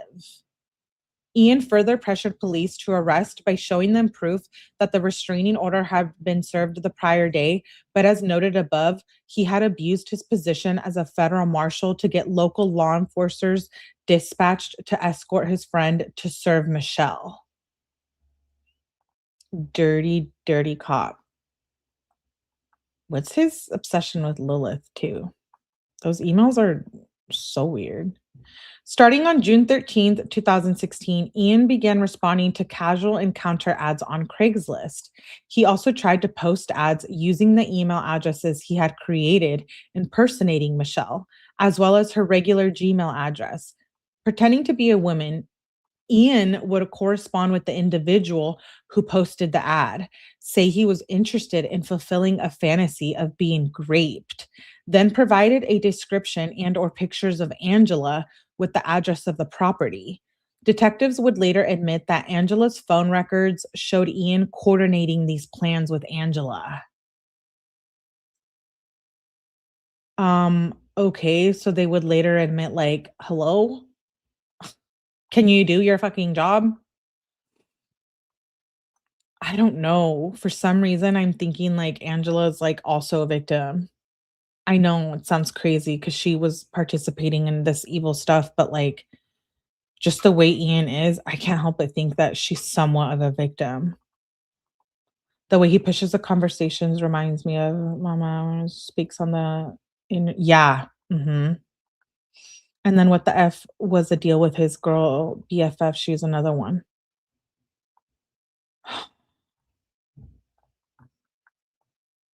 On June 3rd, I'm so glad we're reading this because it totally gives more information than that documentary. On June 13th, 2016, Detective Laura Lomeley responded to a 911 call from Angela stating that somebody was at her home knocking on her door and there to grape her. Detective Lomeley states that when she arrived, Ian was outside with his gun, his pew pew, drawn, and told Detective Lomeley he had been in contact with somebody from Craigslist that he thought was going to come grape his wife and he wanted to entrap this person. Although on the 911 call, Angela said a stranger had come to the property, Ian gave the impression that somebody was on the way. Detective Lomeley went inside where both Angela and Ian opened their laptops and in rapid fire succession showed her all the emails Angela had purportedly been receiving. They also showed Detective Lomeley the Craigslist ad for the person purportedly coming. Ian Diaz told Detective Lomeley he had been in direct communication via Craigslist email with the individual who posted the Craigslist ad. Ian advised and pressured law enforcers to arrest Michelle by saying to Detective Lomeley that Miss Hadley was responsible and needed to be arrested. Let's read the footnotes. Question. Ian admitted to you at some point in the summer of 2016 that he was involved in trying to get a man over to the house at some point, correct? Detective Cunha says, can you be more specific? I'm sorry. The question says, sure. Ian Diaz admitted to you that he, in his words, was trying to set up the man around June or July of 2016.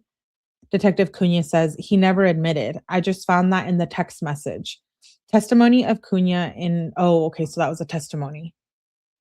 I just found that in the text message. Question. Ian Diaz, when he was there, what was his demeanor? Lomeley says he seemed concerned and upset. Lomeley's asked, what did he say regarding the incident, regarding the entire, I guess, universe of emails that were sent up to this point? Lomeley says he said it was ongoing for a while and this was being set up by ex-girlfriend Michelle, that Angela had called police multiple times and police had been out there multiple times and he wanted to see when police were going to do something about it. Question. On this date, he actually asked you when Michelle Hadley would be in handcuffs. Is that correct? She says yes. Question. Did the defendant Angela tell you what kind of effect this had been having on her? Lomeley says yes. She said the stress of the entire incident had caused a miscarriage. Question. Did she say when that miscarriage was? April 2016. No, we know it wasn't a miscarriage. Ian forced her to have an abortion. Question: did she talk to you about her another pregnancy? Yes, she told me she had just found out the day prior she was pregnant with twins.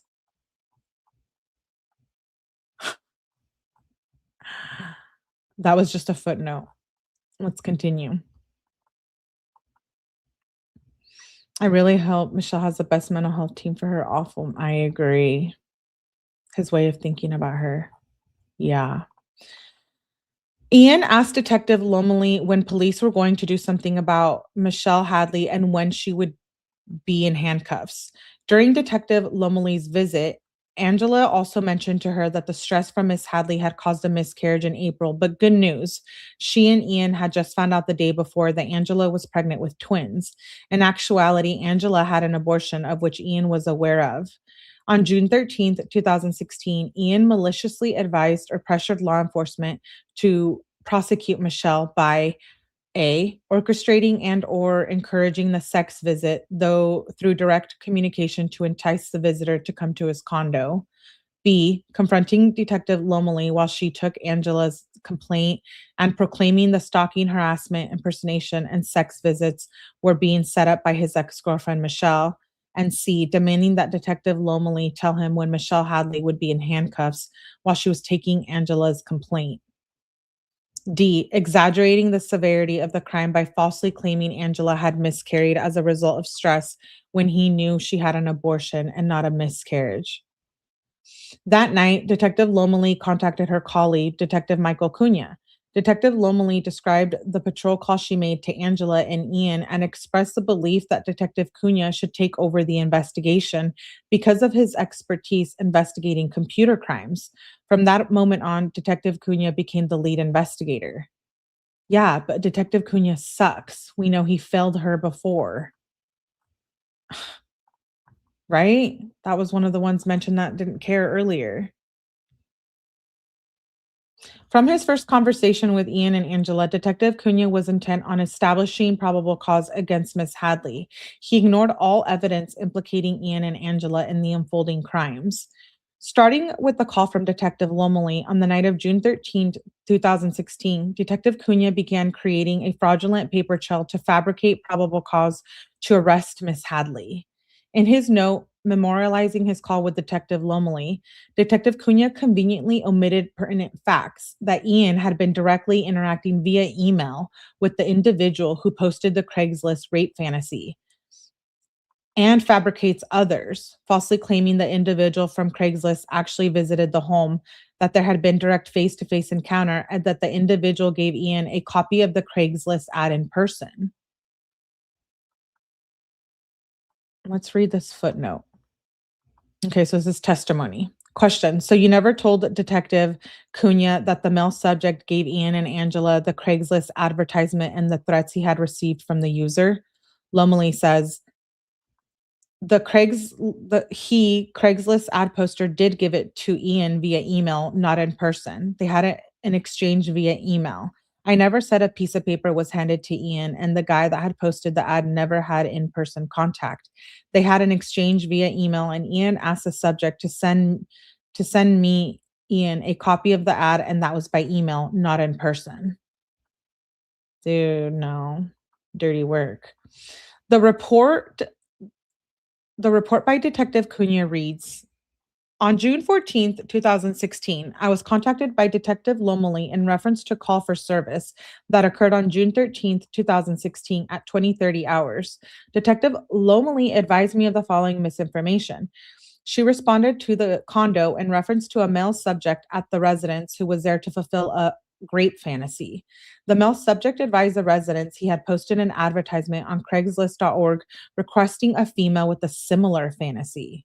He had received a response from a Craigslist user who gave him the address of the condo in the city of Anaheim. The residents told him they never answered an advertisement on Craigslist. The male subject gave them the Craigslist advertisement and the thread of emails he had received from the user. He then left the residence. Ian committed the following suspect acts of which Detective Cunha had actual knowledge of the same. A. Ian Diaz responded directly to individuals posting the sex ads and coaxed them into his home. Ian had his pew pew drawn, ready to attack the person coming to his home and to frame that person, and also join Angela in reporting that Michelle Hadley had been responsible for sending visitors to their home. There's a little bit more testimony here. Question. During the conversation, whatever it took place, whether on the phone or in person, did Ian Diaz tell you? What did he tell you happened? Detective Cunha responds, he informed me about the ad, about his suspicions about Miss Hadley being responsible. He also talked about Miss Hadley and his relationship, the restraining order that was denied, including the condo subject. Testimony. Okay, that was testimony of Cunha. Question. Ian told you that he had two reasons for wanting these men to come over. One was to set him up, and the other was what? And effectuate an arrest? Detective Cunha says that's correct. Question. He also told you when you confronted him about the North Flight Send email that he had actually believed the Rick encounter may have been with consent of Angela. He told you that, correct? Detective Cunha says, I don't recall if he said it was with her consent. Question. He thought she may have consented. He didn't know. Detective Cunha says, I don't specifically remember if he told me it was with her consent. He was, I'm trying to use, I think paranoid is a good word.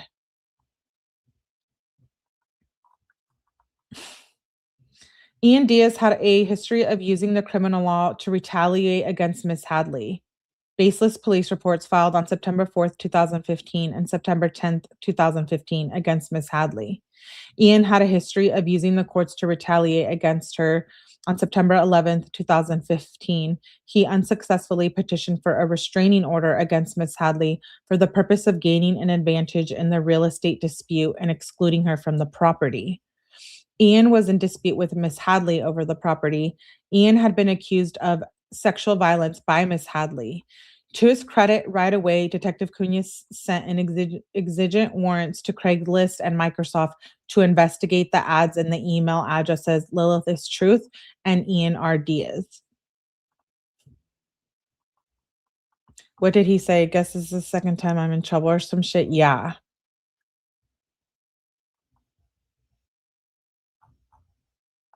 Crazy. On June 17th, Angela appeared in court for the TRO. When she saw Miss Hadley, she handed Miss Hadley a stack of emails from the offending accounts. This was the first and only in-person encounter these two women would ever have. It also marked the first time anybody has shown Miss Hadley the evidence against her. On June 18th, 2016, Detective Cunha received the returns from his warrant to Craigslist. They showed that the communications with the individual who posted the Craigslist ad were coming from the email North Flight Send. North of Light's End. Thus, Detective Cunha at that moment learned that Ian was the one arranging for the Craigslist stranger to come to his home. Ian made a half-hearted explanation about how he had reached out to the person who posted the ad in order to conduct his own independent research, and this must be why the warrant was returning to his email. But nobody could fall for this because the Craigslist address, whatever it is here, all these numbers, returning to North of Light's End, was the same one he had insisted was being controlled by Miss Hadley. It was the very exchange that he forwarded to Detectives Lomeli and Cunha and that they had recorded into their police report. Wait, I want to go up and read the footnote real quick. Question, being paranoid about Angela potentially wanting to be with other people? Cunha says, yeah, he had his doubts and then came up with the conclusion that she wouldn't do that. Question, okay, but at the time he wanted to trap Rick, Ian didn't know whether or not Angela consented or wanted him to come or not. Detective Cunha says he wasn't 100% sure. He told me he wasn't 100% sure about it. Question, so he indicated he was willing to effectuate the arrest of someone who may have been totally innocent? The response is, yes, ma'am. That's crazy weird. Also, on July 18th, 2019, Officer Goley came to the condo in response to a 911 call. Ian made the following statements to pressure and encourage Michelle Hadley's prosecution. A, At what point does this girl get arrested for sending this shit and hiring guys off Craigslist to grape Angela? I'm just curious, he asked. Another thing he said is, we would like someone to get in touch with Ontario PD and maybe make a run. Another time he says, eventually she's going to be arrested. We would like someone to make contact with her. How do we combat this woman? That's wild. Let's read this note. On June 18, 2016, I received an email response from Craigslist concerning the posting ID. Okay, email, whatever. I saw the email address was resolved to the email. What did I say? North of Lights End. The listed IP address for the email account is okay, IP. I could see the IP did not change with the replies indicating it was a static IP. I called Ian and asked him if he knew the email address, and he told me the email address was his. He apologized and told me he had actually written the poster of the advertisement after he learned that he was coming to his house thinking his wife was consenting to contact. I booked the search warrant results into evidence at the Anaheim Police Department. What a psycho. Legitly psycho. After receiving this pressure from Ian while at the home of Ian and Angela, Officer Kay Goley called Michael Cunha and then reported to Ian and Angela that Cunha had okayed the arrest of Michelle. Ian then interrupted Goley to ask if the crimes were definitely a felony. Sex offender registration, ? Sorry. When Goley confirmed that Cunha was seeking to charge Hadley with a felony and confirmed that Hadley would be a registered sex offender, Ian responded by putting his fist in the air and shouting, "Fuck yeah! That's all I give a shit about." They seriously ignored all of these things. It's blowing my mind. Wow. On June 19th and June 20th, Angela reported 2 more Craigslist ads. Ian actively entices strangers to come to the home. On June 19th, 2019, Ian actively enticed a man, Mike, via email and phone to come to the home, telling him via text to come on up. And when he got there, asking Mike, "Are you leaving now?" before soliciting a photograph of him. When warrants from Craigslist resolved to Ian Diaz's email, Ian admitted to Michael Cunha he was indeed in contact with the men, hoping to catch Angela cheating on him. Oh, here's the message. Holy shit. Hello, Lily. Mike here. If leave soon, it's about a 25-minute drive. Will you be up for a while or are you free Tuesday night? Mike. The response is, "Come on up. Are you leaving now?" He says, "Going to shower, then leave." Ian says, "Can I get a pic so I know who you are when you come in?" Oh my God, the guy sends a pic. Ian puts a heart face. He says, "Will you be up?"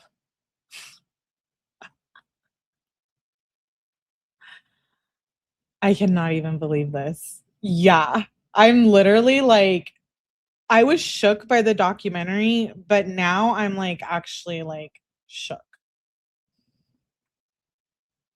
On June 21st, 2016, Detective Cunha received the response to his exigent warrant relating to Ian R. Diaz and Lilith is Truth email from Microsoft. It covered the period between June 1st, 2016 through June 21st, 2016. The response from Microsoft showed that although some of the emails were sent using a VPN to mask the sender's IP address, 21 of them were sent from the same static IP address. A result of this sort should have been gold to Detective Cunha. There were many ways he could have discovered that this IP address corresponded to one location, the condo, the property. He could have timely submitted more warrants to determine the IP corresponded to an AT&T internet account for that particular address and account holder, Ian. He could have asked all people involved in the matter, Michelle, Angela, and Ian, for the IP information for their home. He could have easily solved the crime and determined that Michelle had nothing to do with these accounts. Instead, Detective Cunha did nothing to pursue the origination of the IP address. I really hope that they didn't just get sued and they got fired. I have more documents, so don't you worry. I got you. I got you. I have a couple of things on this case actually. Yes, I did do my work. Hi Noodle and hi Chucks. We're reading a court document from the documentary A Toxic Love Story. If you haven't watched it, well, spoiler, and you might have to watch it after. It's wild. On June 24th, 2016, Angela reported that somebody who had come from Craigslist had attacked her in the garage at the property. Angela was crying and disheveled when police officers responded with visible injuries on her face and a ripped shirt. Detective Cunha spoke to Ian on the phone, but oddly, Ian did not report home after hearing his wife had been attacked. Upon information and belief, the attack never happened. The police report on June 24th noted there was security footage. The security cameras were viewed 3 days later on June 27th, 2016, and no activity was visible. Wait, let's go up to the footnote from the testimony. I'll see if I can get the full length of that document. Question: did you ever ask in June of 2016, did you ask Ian or Angela for their IP address? Cunha says, no, I did not, ma'am. Okay, well, you're fucking fired. Question: and Michelle, you didn't obtain Michelle's IP address at any point, correct? No, ma'am. Why is he a detective? I am so annoyed. I'm gonna have to do a real deep dive onto this because this is actually concerning. That officer should or detective should not be a detective. You're shady. Okay, let's continue. Officer Ungurano reports in the June 24th police report that upon arrival, we made contact with Doe and asked her what occurred. So it's Angela. Angela was crying and had her shirt disheveled. She stated her husband left for work at approximately 1500 hours. A few minutes later, she took her dogs outside her garage. Angela walked towards the remote to close the garage door. She felt a suspect grab her from behind. The suspect pushed her against the garage wall and held her by the back of her neck. The suspect said, "Now you're finally going to get raped."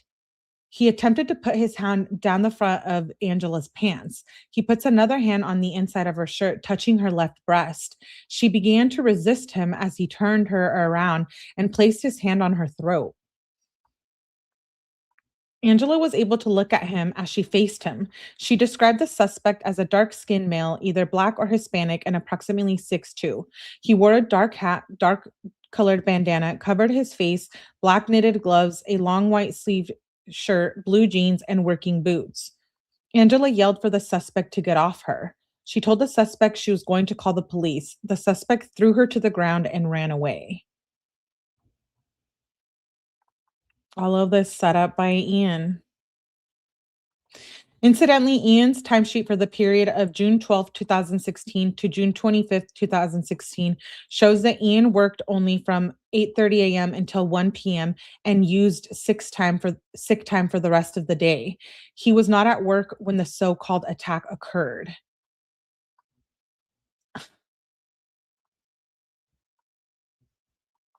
That was her and Ian.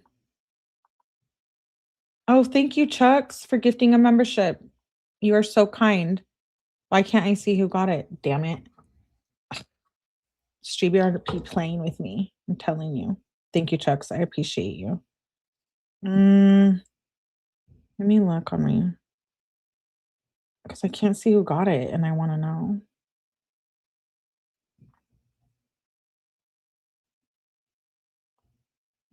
You guys probably already said it, huh? Kitty XO, welcome to the membership. I figured Marshall's, thank you, Chucks, would be more strict. Do we believe her? Who? Angela? Thank you, Chucks. I have to look through the file that I got for this case and see what else I got in there. This is crazy. I'm so into it.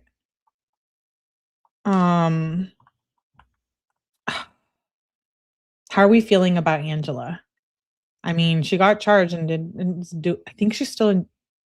No, wait, she's out now. She's out now. I need to look because that's gonna bother me. She only got 5 years. 5 years, and she declined the Netflix documentary, which they did tell us that in the documentary. And she moved out of state, probably changed her name too. I don't know. I don't know that. I think Angela was a victim too. I really do. Detective Cunha obtained a warrant to search Miss Hadley's devices at about 11:30 p.m. on June 24th, 2016. He, along with detectives Pusey, Seglitz, and Lee, confronted Miss Hadley in the driveway of her parents' home. Detective Cunha's account, as described in follow-up to June 6th police report, is consistent with Miss Hadley's account. He notes Miss Hadley expressing concern she was being framed. Quote, Hadley told me she never sent any emails to Angela or created any fake email accounts. She believes Ian is creating the accounts and sending the messages himself. I asked her why she thought this, and she told me because he was trying to get her to sign off on selling the condo they had bought together in Anaheim. Detective Cunha reported that Miss Hadley's phone showed emails from Ian R. Diaz professing his love for her and telling her he wanted to be with her and leave Angela. Okay, so yeah, he was obsessed, mental, and evil. These messages match the same messages that were sent to Angela's email. I asked her about the messages, and she told me she did not write these messages and that they were sent to her by Ian, or at least someone using the email Ian R. Diaz. Let's read this footnote. There was a camera located northwest of Angela's garage. Officer Melkor attempted to retrieve surveillance footage from a security camera located in the garage port area.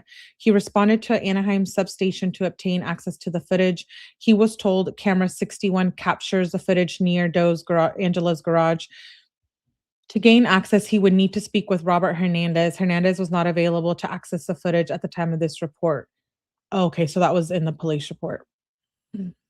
Detective Cunha, failing to understand that Miss Hadley being a recipient of the emails from Ian R. Diaz made it less likely she was the sender of any harassing emails, nevertheless claimed the emails gave him probable cause to arrest Miss Hadley.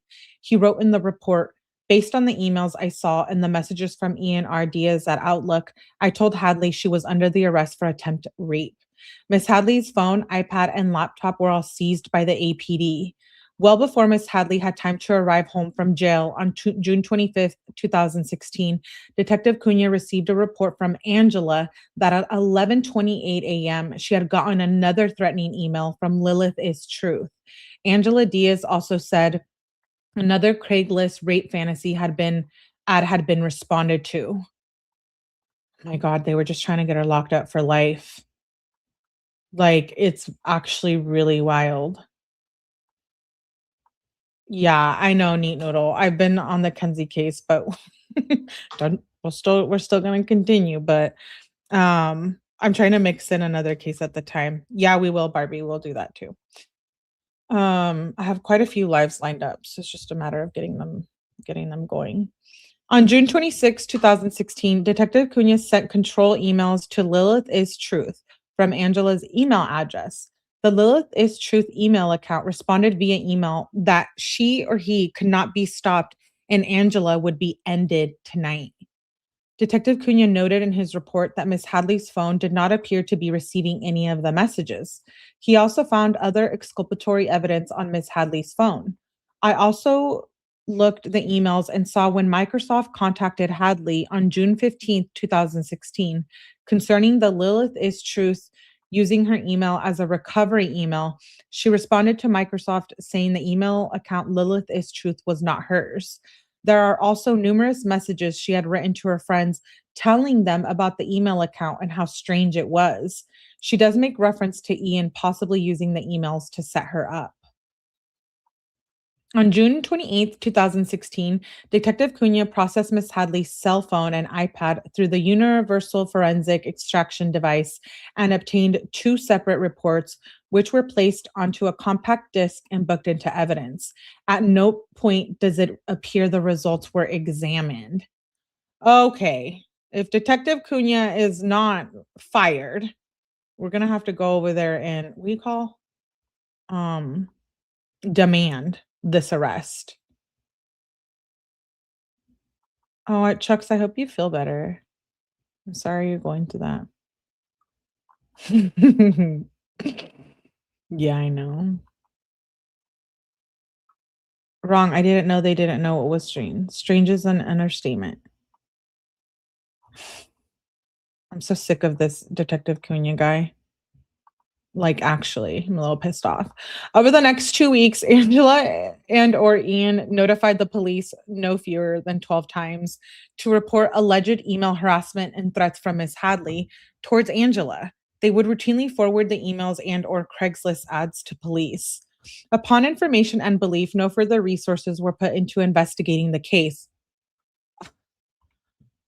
This is scary. First, there's the Karen Reed thing. Then there's this, and then there's that. And now this, what I'm trying to say is, what I'm trying to say is like these police in this case, detectives can't be trusted. I don't care that they made these mistakes. They should not be in blue anymore or representing law enforcement, is what I'm trying to say. Yeah, we need to know who's hiring these detectives in all these cases. They're not good. No, they're not.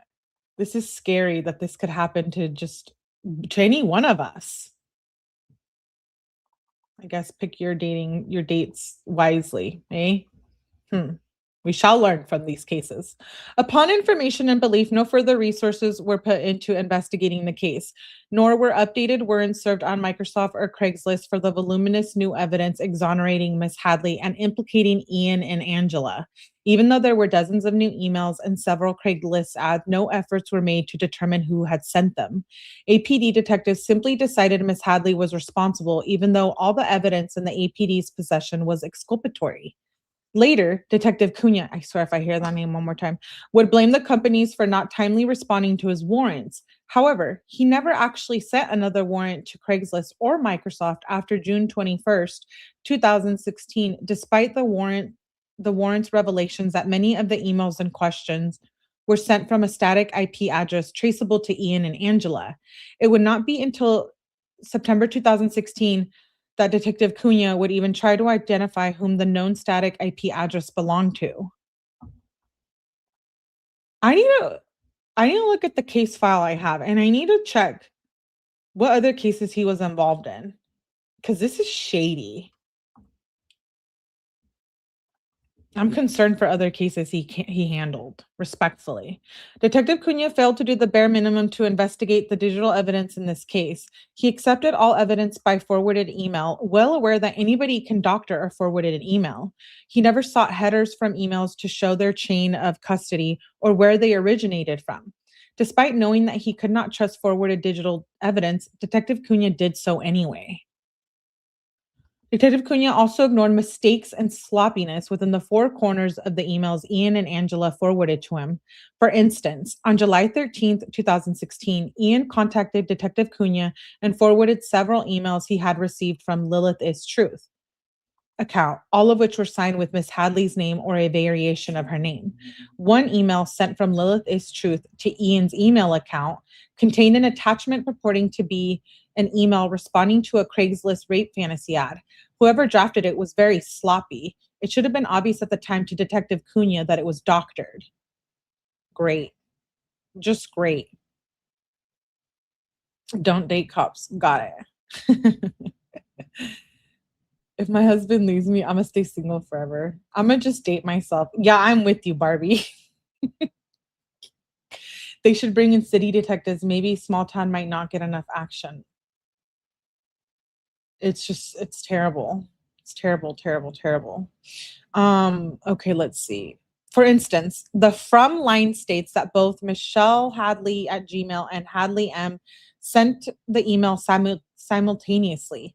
Obviously, this is impossible. An email can only be sent from only one person. Additionally, the email was not addressed to a valid email address. There is no @ sign in the address. The email says, quote, "Hi there. I'm dying for this kind of fantasy to come true. Pull me down, choke and bruise me, have your way with me. Nothing you can do will hurt me. I am WET with the thought of you doing this to me. Let me know if today or tonight works for you. Question mark. I love to host, live alone, and I'm ready. All the other men I have been with said I'm a good little submissive. The domain condos, and then they list the address, 4 or 6 p.m. My window to the front room is Anaheim Boulevard. I will be waiting. ... Michelle."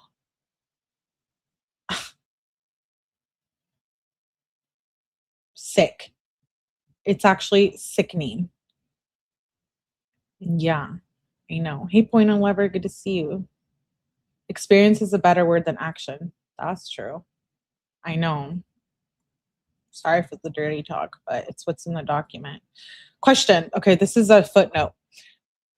Question. This is testimony. Let me ask you, did the defendant Angela ever provide you with electronic copy of these emails on her computer? Cunha says no. Question. Did you try to get them? Cunha says there was a mention of them, sir. I talked to her and Ian that I was going to take them, but we never did. Since this was an electronic copy, this could have easily been copied and pasted at that point because everything was forwarded to me. It wasn't electronically done. That can be done with the copy writing the email out. There are no headers to show who the actual transaction went through since I didn't have an electronic copy. At that point, all I had was paper copies, and this was forwarded, copy, and pasted here, and then just continuing with other messages. We don't want to hear your excuses. Another fraudulent email was allegedly from Michelle S. Hadley to a Craigslist user. However, the sender had intended for it to appear from the male Craigslist poster instead of Miss Hadley. This email stated, quote, "You are gorgeous. I would love to shove a baseball bat in your..." Wow. I can't say that word, sorry. But you can read. Holy shit. "I will bind you and hold you down until you scream for more. I will be there at 6. I will watch you until I am ready." End quote.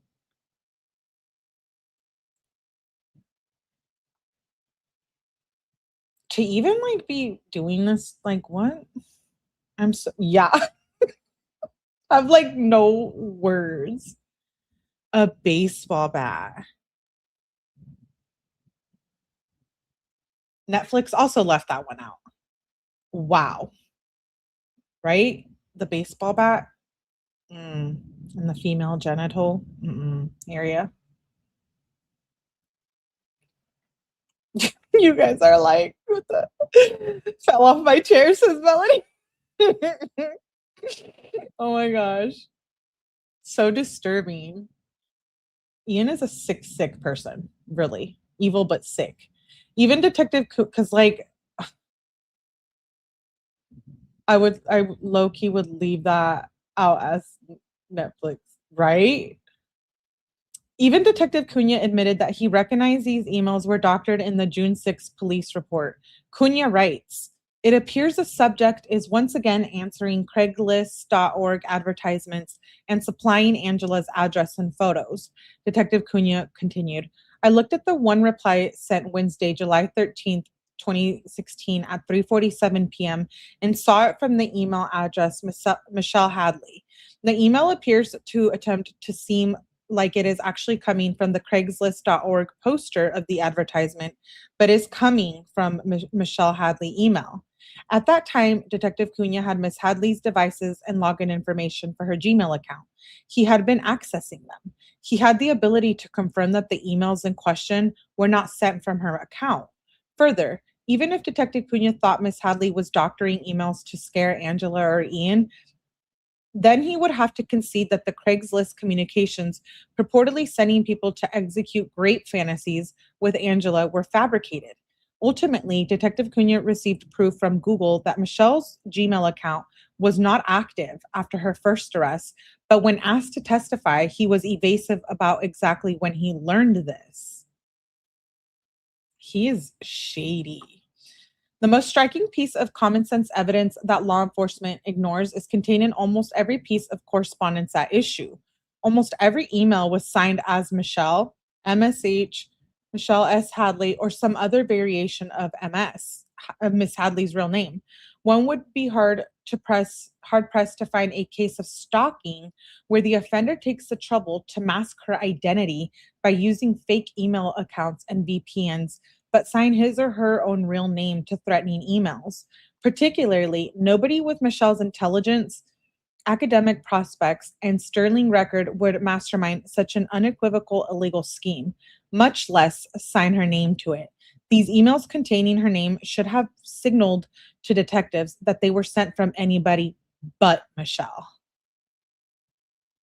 Yeah. On July 13th, 2016, Angela contacted Detective Cunha to forward him more emails and Craigslist ad correspondences. One Craigslist correspondence purportedly between Lilith had another individual appeared to be very recent. They were signed Michelle and set up a date to Netflix and chill. Detective Cunha responded to the scene and discovered that for the first known time, an actual person had responded to the ad and physically shown up at the property. This person was a 17-year-old boy. He admitted he had posted an ad on Craigslist looking for somebody to hook up with. What? A 17-year-old boy? The correspondence submitted to evidence showed no plan to act out a rape fantasy against Angela. What the actual hell? Okay, let's go back to the footnotes.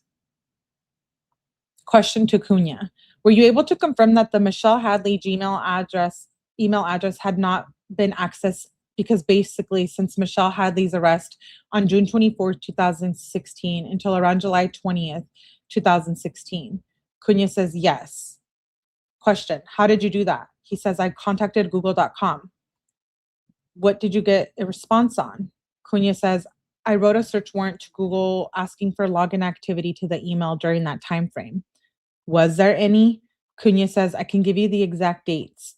Question. So from June 22nd to July 17th, 2016, Google has no login or activity account on that email address, correct? Cunha says that's correct. Question. And did that corroborate what Ms. Hadley told you when we interviewed her in October of 2016? He says, yes, sir.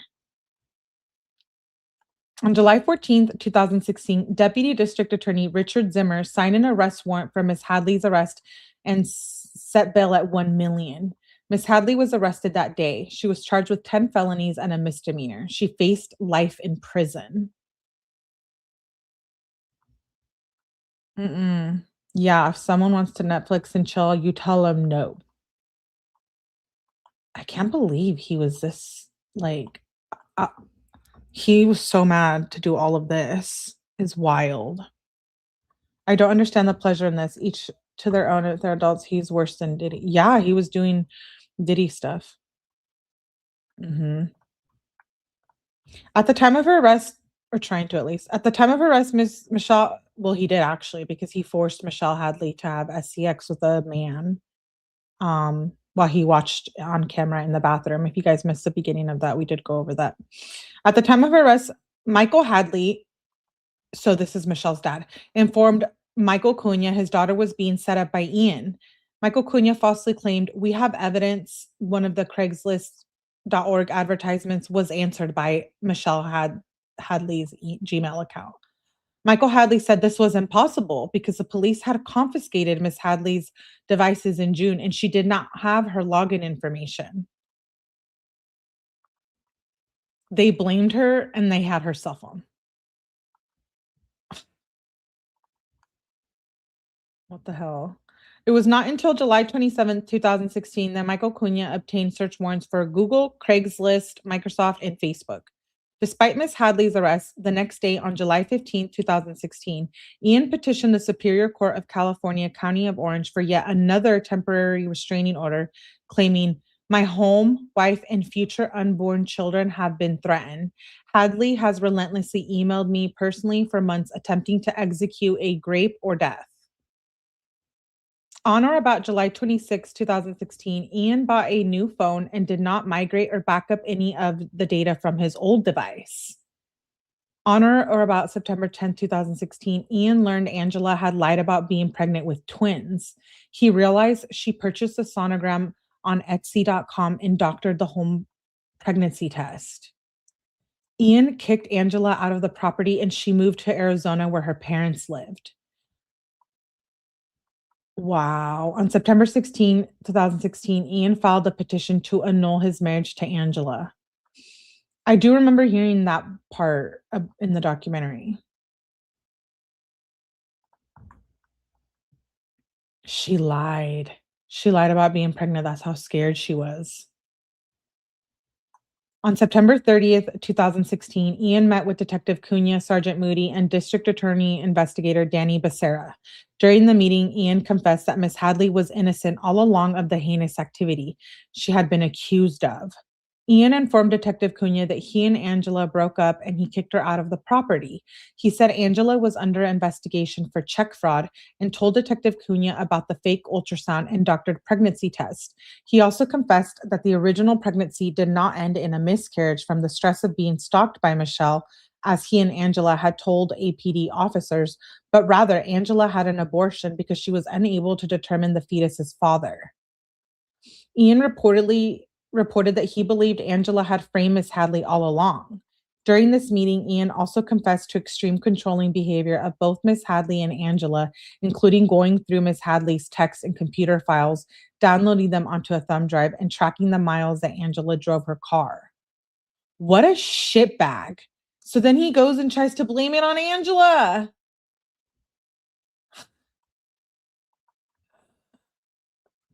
I can't. Yeah, that part I heard as well. Yeah. On September 30th, 2016, Ian consented to having his phone and laptop searched by the APD, Anaheim Police Department. Later that night, Diaz obstructed the search of the phone, convincing investigator M. Bridges to return his phone, which he did in front of the lobby of the police department. Despite the loads of evidence implicating both Angela and Ian, only Angela was seriously investigated. Oh my God, they believed him because he was a U.S. Marshal, that it was Angela and they investigated her only first. This is sick. Ian was never questioned again.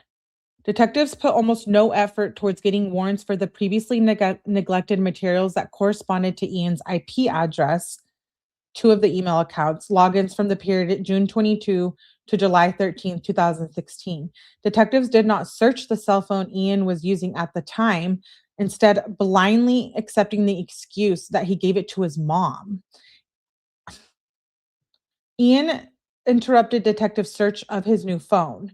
They only did a manual search of his laptop and did not run it through the UFED machine, thereby failing to detect any erased accounts and VPN use. They ignored the incriminating digital evidence they found on Ian's devices relating to the crime. Example, images of nude women, including Miss Hadley, impersonation of linked accounts, photos of dead children, grape scenes, and a verse from the book of Genesis used in emails sent by Miss Hadley, allegedly, and made up an excuse in court that these files were just attachments. Oh my gosh, he's sick. Let's read the footnotes. This is testimony. Question. During the interview, Ian admitted that he exhibited controlling behavior over women in the past, correct? Detective Cunha says, I don't know if it's the word controlling. I don't know if that was the exact words that he used. Something to that effect. I don't know if it's the exact words, ma'am.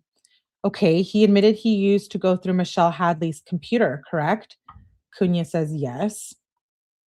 He also told you he used to go through Michelle Hadley's texts. Is that right? Cunha says, I don't recall if he told me the text messages. I know there was a computer issue. And he said he would go through all of Michelle's computer files when they moved out and transferred some of them to a thumb drive. Cunha says that's correct. Question, did he indicate to you that Michelle had accused Ian of doing secret background checks on her? Cunha says, yes, ma'am. Question, also during the interview, he acknowledged that he was tracking the number of miles that Angela drove her car. Cunha says, that's correct. After September 2016, did you ever speak to Ian again? Cunha says, yes, I did. Question, where and when did that take place? The conversations. Cunha says, I talked to him on the phone and also via text message. Question, can you please tell us when and what you talked about? Cunha says, yes, I asked him for his phone and that was on voice and also through text messaging. I asked to recover his phone. Question, when was that? Cunha says, approximately October. It's an approximate date. I could be off. Question, what did he say? Cunha says, did he turn over anything? No, he did not. Question, did he say anything in response to your request? Cunha says, yes. Question, what did he say? Cunha says, he told me his mother now had the phone and that she lived in Idaho. Question, and did you ask him whether or not he could retrieve the phone from his mother? Cunha says, yes, ma'am. Question, what did he say? He said it was hers now. Question, while you were looking at his phone at some point, he came back to retrieve the phone. Is that correct? Cunha says, yes. Question, that was before you were finished with it. Cunha says, a physical look I could do. Then I ended up giving it to investigator Bridges, who tried to run a U-Fed on it. But as previously mentioned, that wasn't updated, so he couldn't do a full report. That's from the testimony. This is nuts. Yeah, I know. That's why I said he's a sick, sick man. Pictures of dead children and shit, like, weirdo. The APD did not verify Ian's work records to match them to the confirmed times emails were sent from the condo's IP address. Even after learning his boss, who signs off on time card, only sees Ian 3 or 4 times a week and does not verify his time cards. Wow. APD detectives let him interrupt the search of his phone before it was over. When Ian was subpoenaed for court, the process server was unlawfully intimidated and bullied by both state and federal employees. Ultimately, Angela was arrested on January 6, 2017. Ms. Hadley was exonerated on January 9th, 2017. The City of Anaheim and Orange County District Attorney's Office immediately started mischaracterizing Ms. Hadley's ordeal to draw attention away from their own grave mistakes. In the January 9th, 2017 press release announcing Angela's arrest and Ms. Hadley's exoneration, they grossly overstated the complexity of the crime and the strength of the evidence they had implicating Ms. Hadley at the time of her arrest. That's total bullshit. How about our detectives suck and they're corrupt, and that's why we wrongfully arrested her. Yeah, right. So this is what the statement says. Due to the seriousness of the threats, the alleged attack on Angela in her garage, the escalation in both the frequency and nature of the threats, and yet another man arriving at Angela's residence to engage in a great fantasy encounter, law enforcement believed a serious threat to public safety existed. Based on that fact, on the fact that the available evidence pointed only to Miss Hadley, an arrest warrant was issued and charges were filed against her. That's insane.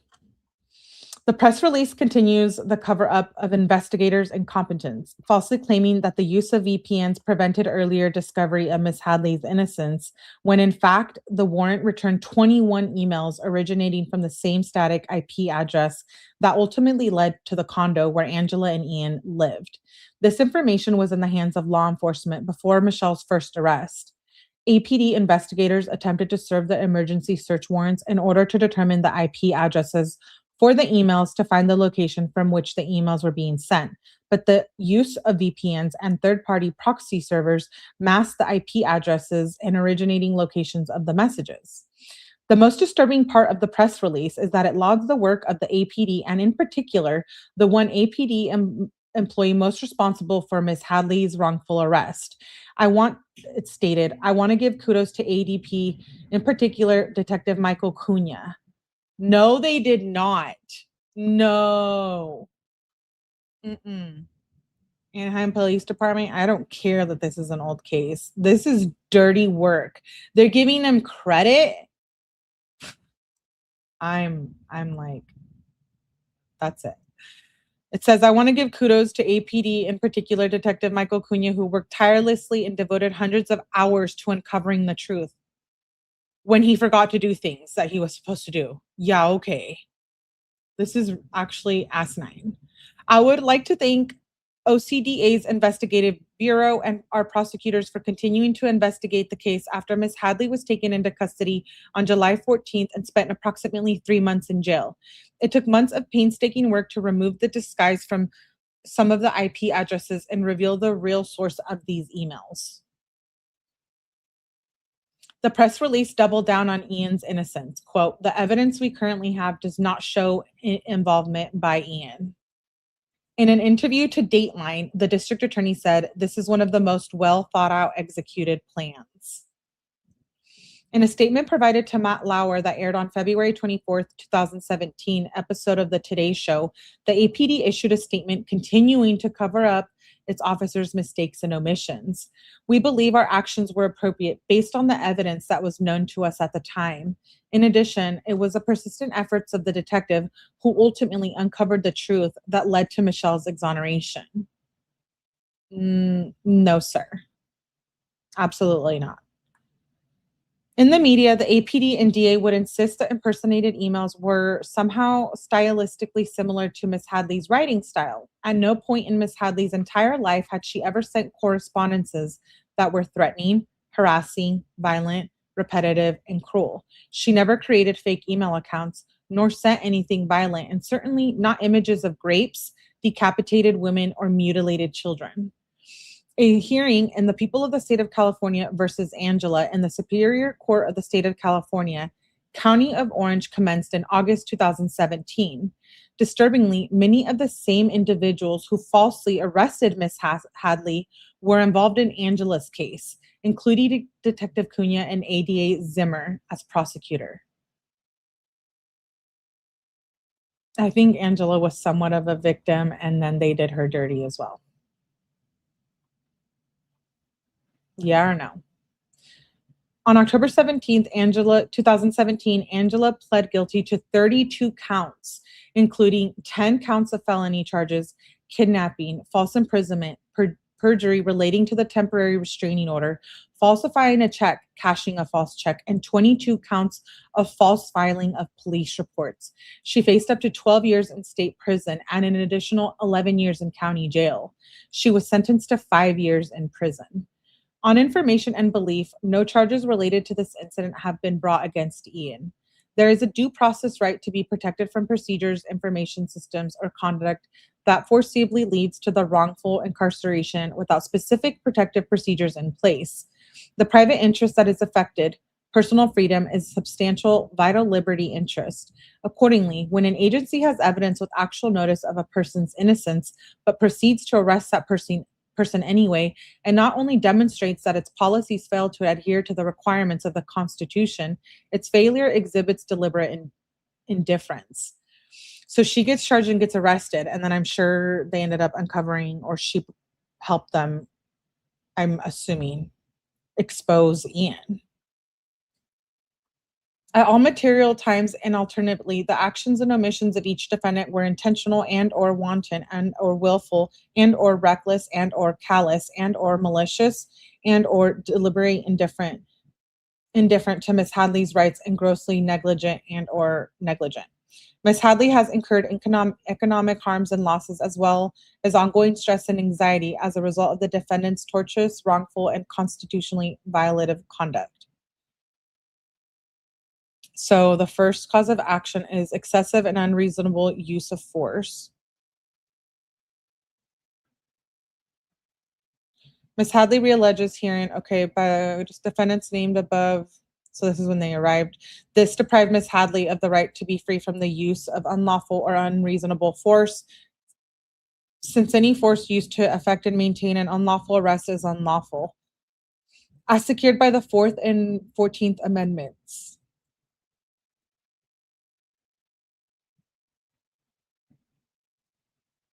Second cause of action is unreasonable seizure of a person.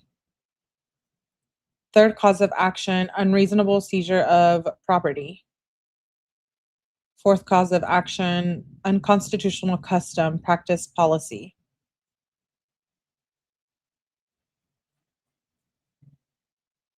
It just basically talks about how they fail to do their job.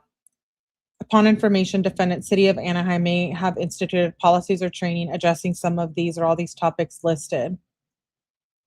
Additionally, these supervisors disregarded the consequences of policy deficiency that they knew or had reason to know and would proximately cause a violation of Ms. Hadley. Fifth cause of action is failure to train. Yeah. Thank you. Six, I bet you he still has his job too. Sixth cause of action, violation of California Civil Code 52.1. Seventh cause of action, false arrest, false imprisonment. Eighth cause of action, battery. Ninth cause of action, assault. 10th, negligence. 11th, malicious prosecution.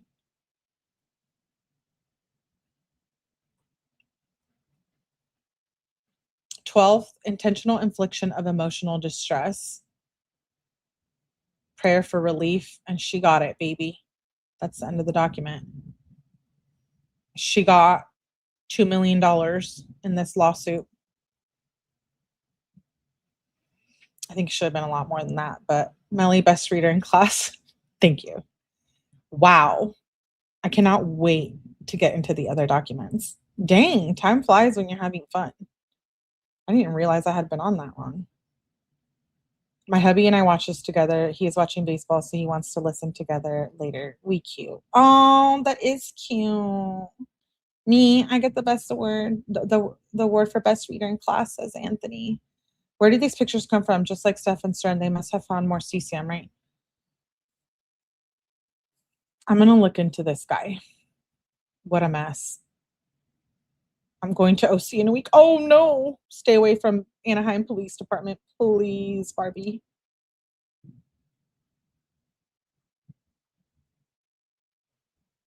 It's wild. Okay, so if you haven't watched it, now you know what's going to happen. It's a toxic love story on Netflix. I was pretty sure when I watched it last night. I watched it while I was doing things. It was number, let me check, because it was pretty high up on Netflix. Okay, it was number 1, I thought, and now it's number 4 on the top movies in the US today. It's super toxic. Yeah. I know, right? We could probably do better work than Detective Cunha. The Netflix documentary said they let him go. Oh, they did, Nisi? Thank you. I was gonna look that up actually. I'm gonna try to get those documents too. I hope they did, and he could never get another job because he's very unethical. Handled the initial 2016 stalking and framing.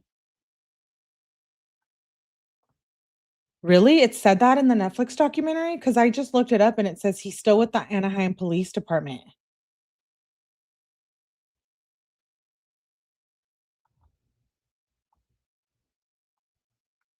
Did Netflix lie? Let me check the date on this though. Hold, please.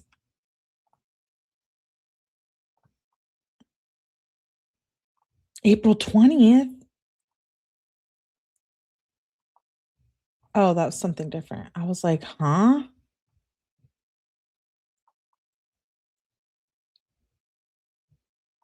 I'm gonna like actually look into it if you know what I mean.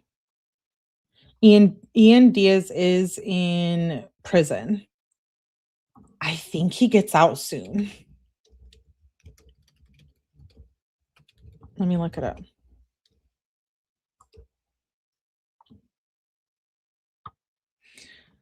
Oh my gosh. He got 10 years.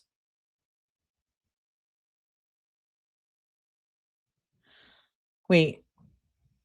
Okay, no, not soon. So 10 years from 2023. He didn't get convicted until 2023. These poor women. Holy shit.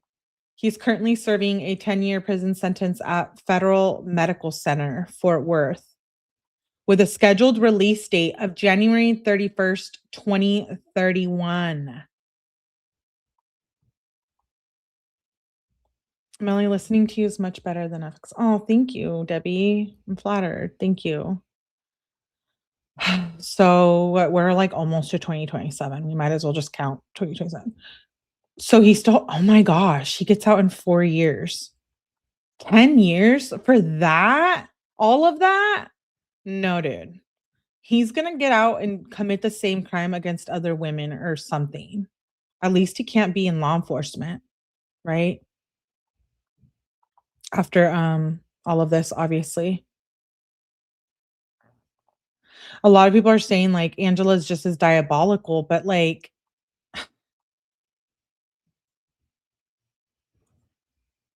if Ian manipulated Angela, why didn't she say that when she confessed? Unless she did. You know what I'm saying? I bet her lawyers were just like, plead guilty and get this deal. 5 years ain't shit for that, but well, I guess it depends on who you're talking to. Yeah, he will do the same thing again.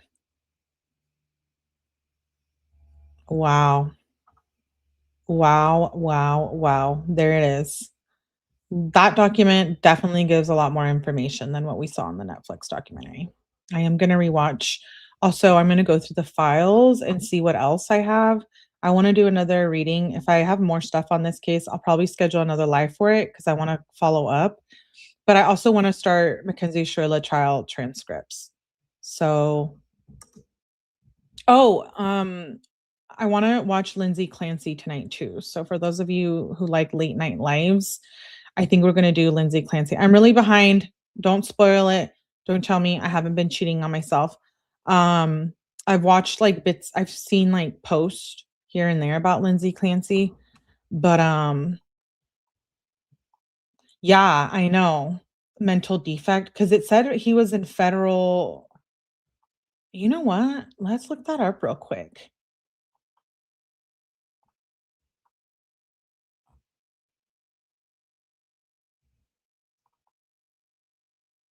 An administrative security federal medical center with a detention. Oh,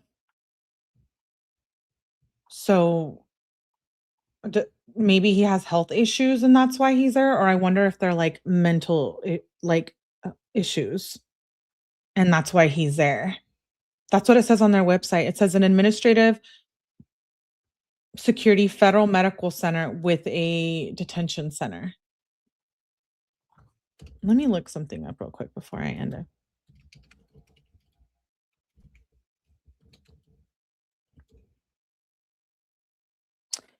Yes, FMC Fort Worth is an administrative security federal prison that houses male inmates who have special medical and mental health needs.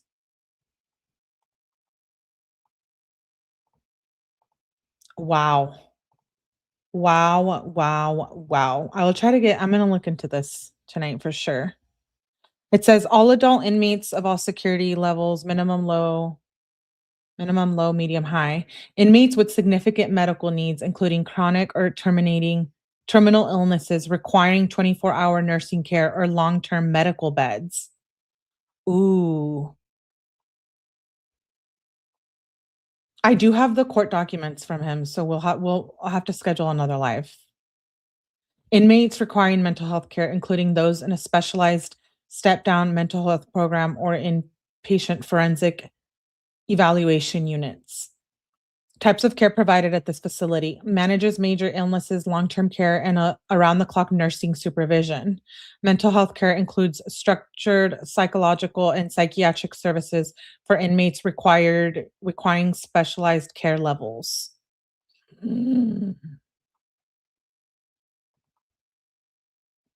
I'll look into more of that and see what I can get. Probably not much since it's medical and it's a prison. So it's hard to get those. Just like we all want to get Kenzie's new prison calls, it's not going to happen. I know Plunder's trying. I've tried. They told me they're not going to release them. So it's hard, I think, to get more from prisons, especially a medical prison. Thank you, Keela. I have another really good. I know I have a few documents of this. I'll have to go skim through them and schedule another live because he's a federal employee that could leak things. I also want to know why she was going to get life in prison, but only got like 10 years or something like that. Like, why was his sentence so small? I haven't reviewed the document that I have, but I bet you in the one I have, it's his mental health. Do you think that Congress should pass a bill to give prison inmates junk food? I is that you trying to be sarcastic? It said in 2023 he was dismissed from a long yeah. Oh, really, Nisi? Okay. I'll look into it. Thank you. Hi, badass. There's more to the Angela thing. I feel this way. I feel there's so much more. Why is my camera all weird? I feel there's so much more to the Angela thing. We'll get more details, I bet, because I have one of his documents. And I bet you in there it's going to state about his mental health issues if they went to use that, which I said it, he might actually have mental issues, but like, fuck that guy. He's not a good person. I think aside from the mental health issues, there's a strain of evil in him, if you know what I mean. Yeah, he's in a federal mental health hospital. A lot may be redacted. Yeah, no, I don't see them releasing a lot. Okay, so watch the Netflix documentary. You've heard it here now. Well, if you've already watched it, probably if you don't want to watch it again, then don't. But if you haven't, now watch it because we're gonna probably continue going through the files that I have, the documents. My dad says to put them in an island that the tides make it so they can't leave. That's a great idea, Chuck. It's like stoning, you know. It's in the Bible, but we don't use that method of the death penalty, but you know what I'm saying. Okay, guys, thank you for being here. Long live. We got through 85 pages of reading. Crazy. Well, I didn't read every single one, but you know what I'm saying. She did, like I said, she did win her lawsuit against the city, Anaheim police. She got 1.8 million. I don't know if there was more to that or what, but open Alcatraz back. Yeah, let's bring it back, right? Please hit the like button. I would really, really appreciate it. I will definitely be back tonight, maybe even right after this. I really need to get caught up on Lindsay Clancy. I know. It's just a very interesting case to me, and I have followed it. So, if you guys are into that late night stuff, then I'll see you guys a little bit later. Like I said, if you haven't watched a documentary, it is a toxic love story on Netflix. I'll be here. Okay, guys. Thank you for being here, and I'll catch you on the next one. Bye.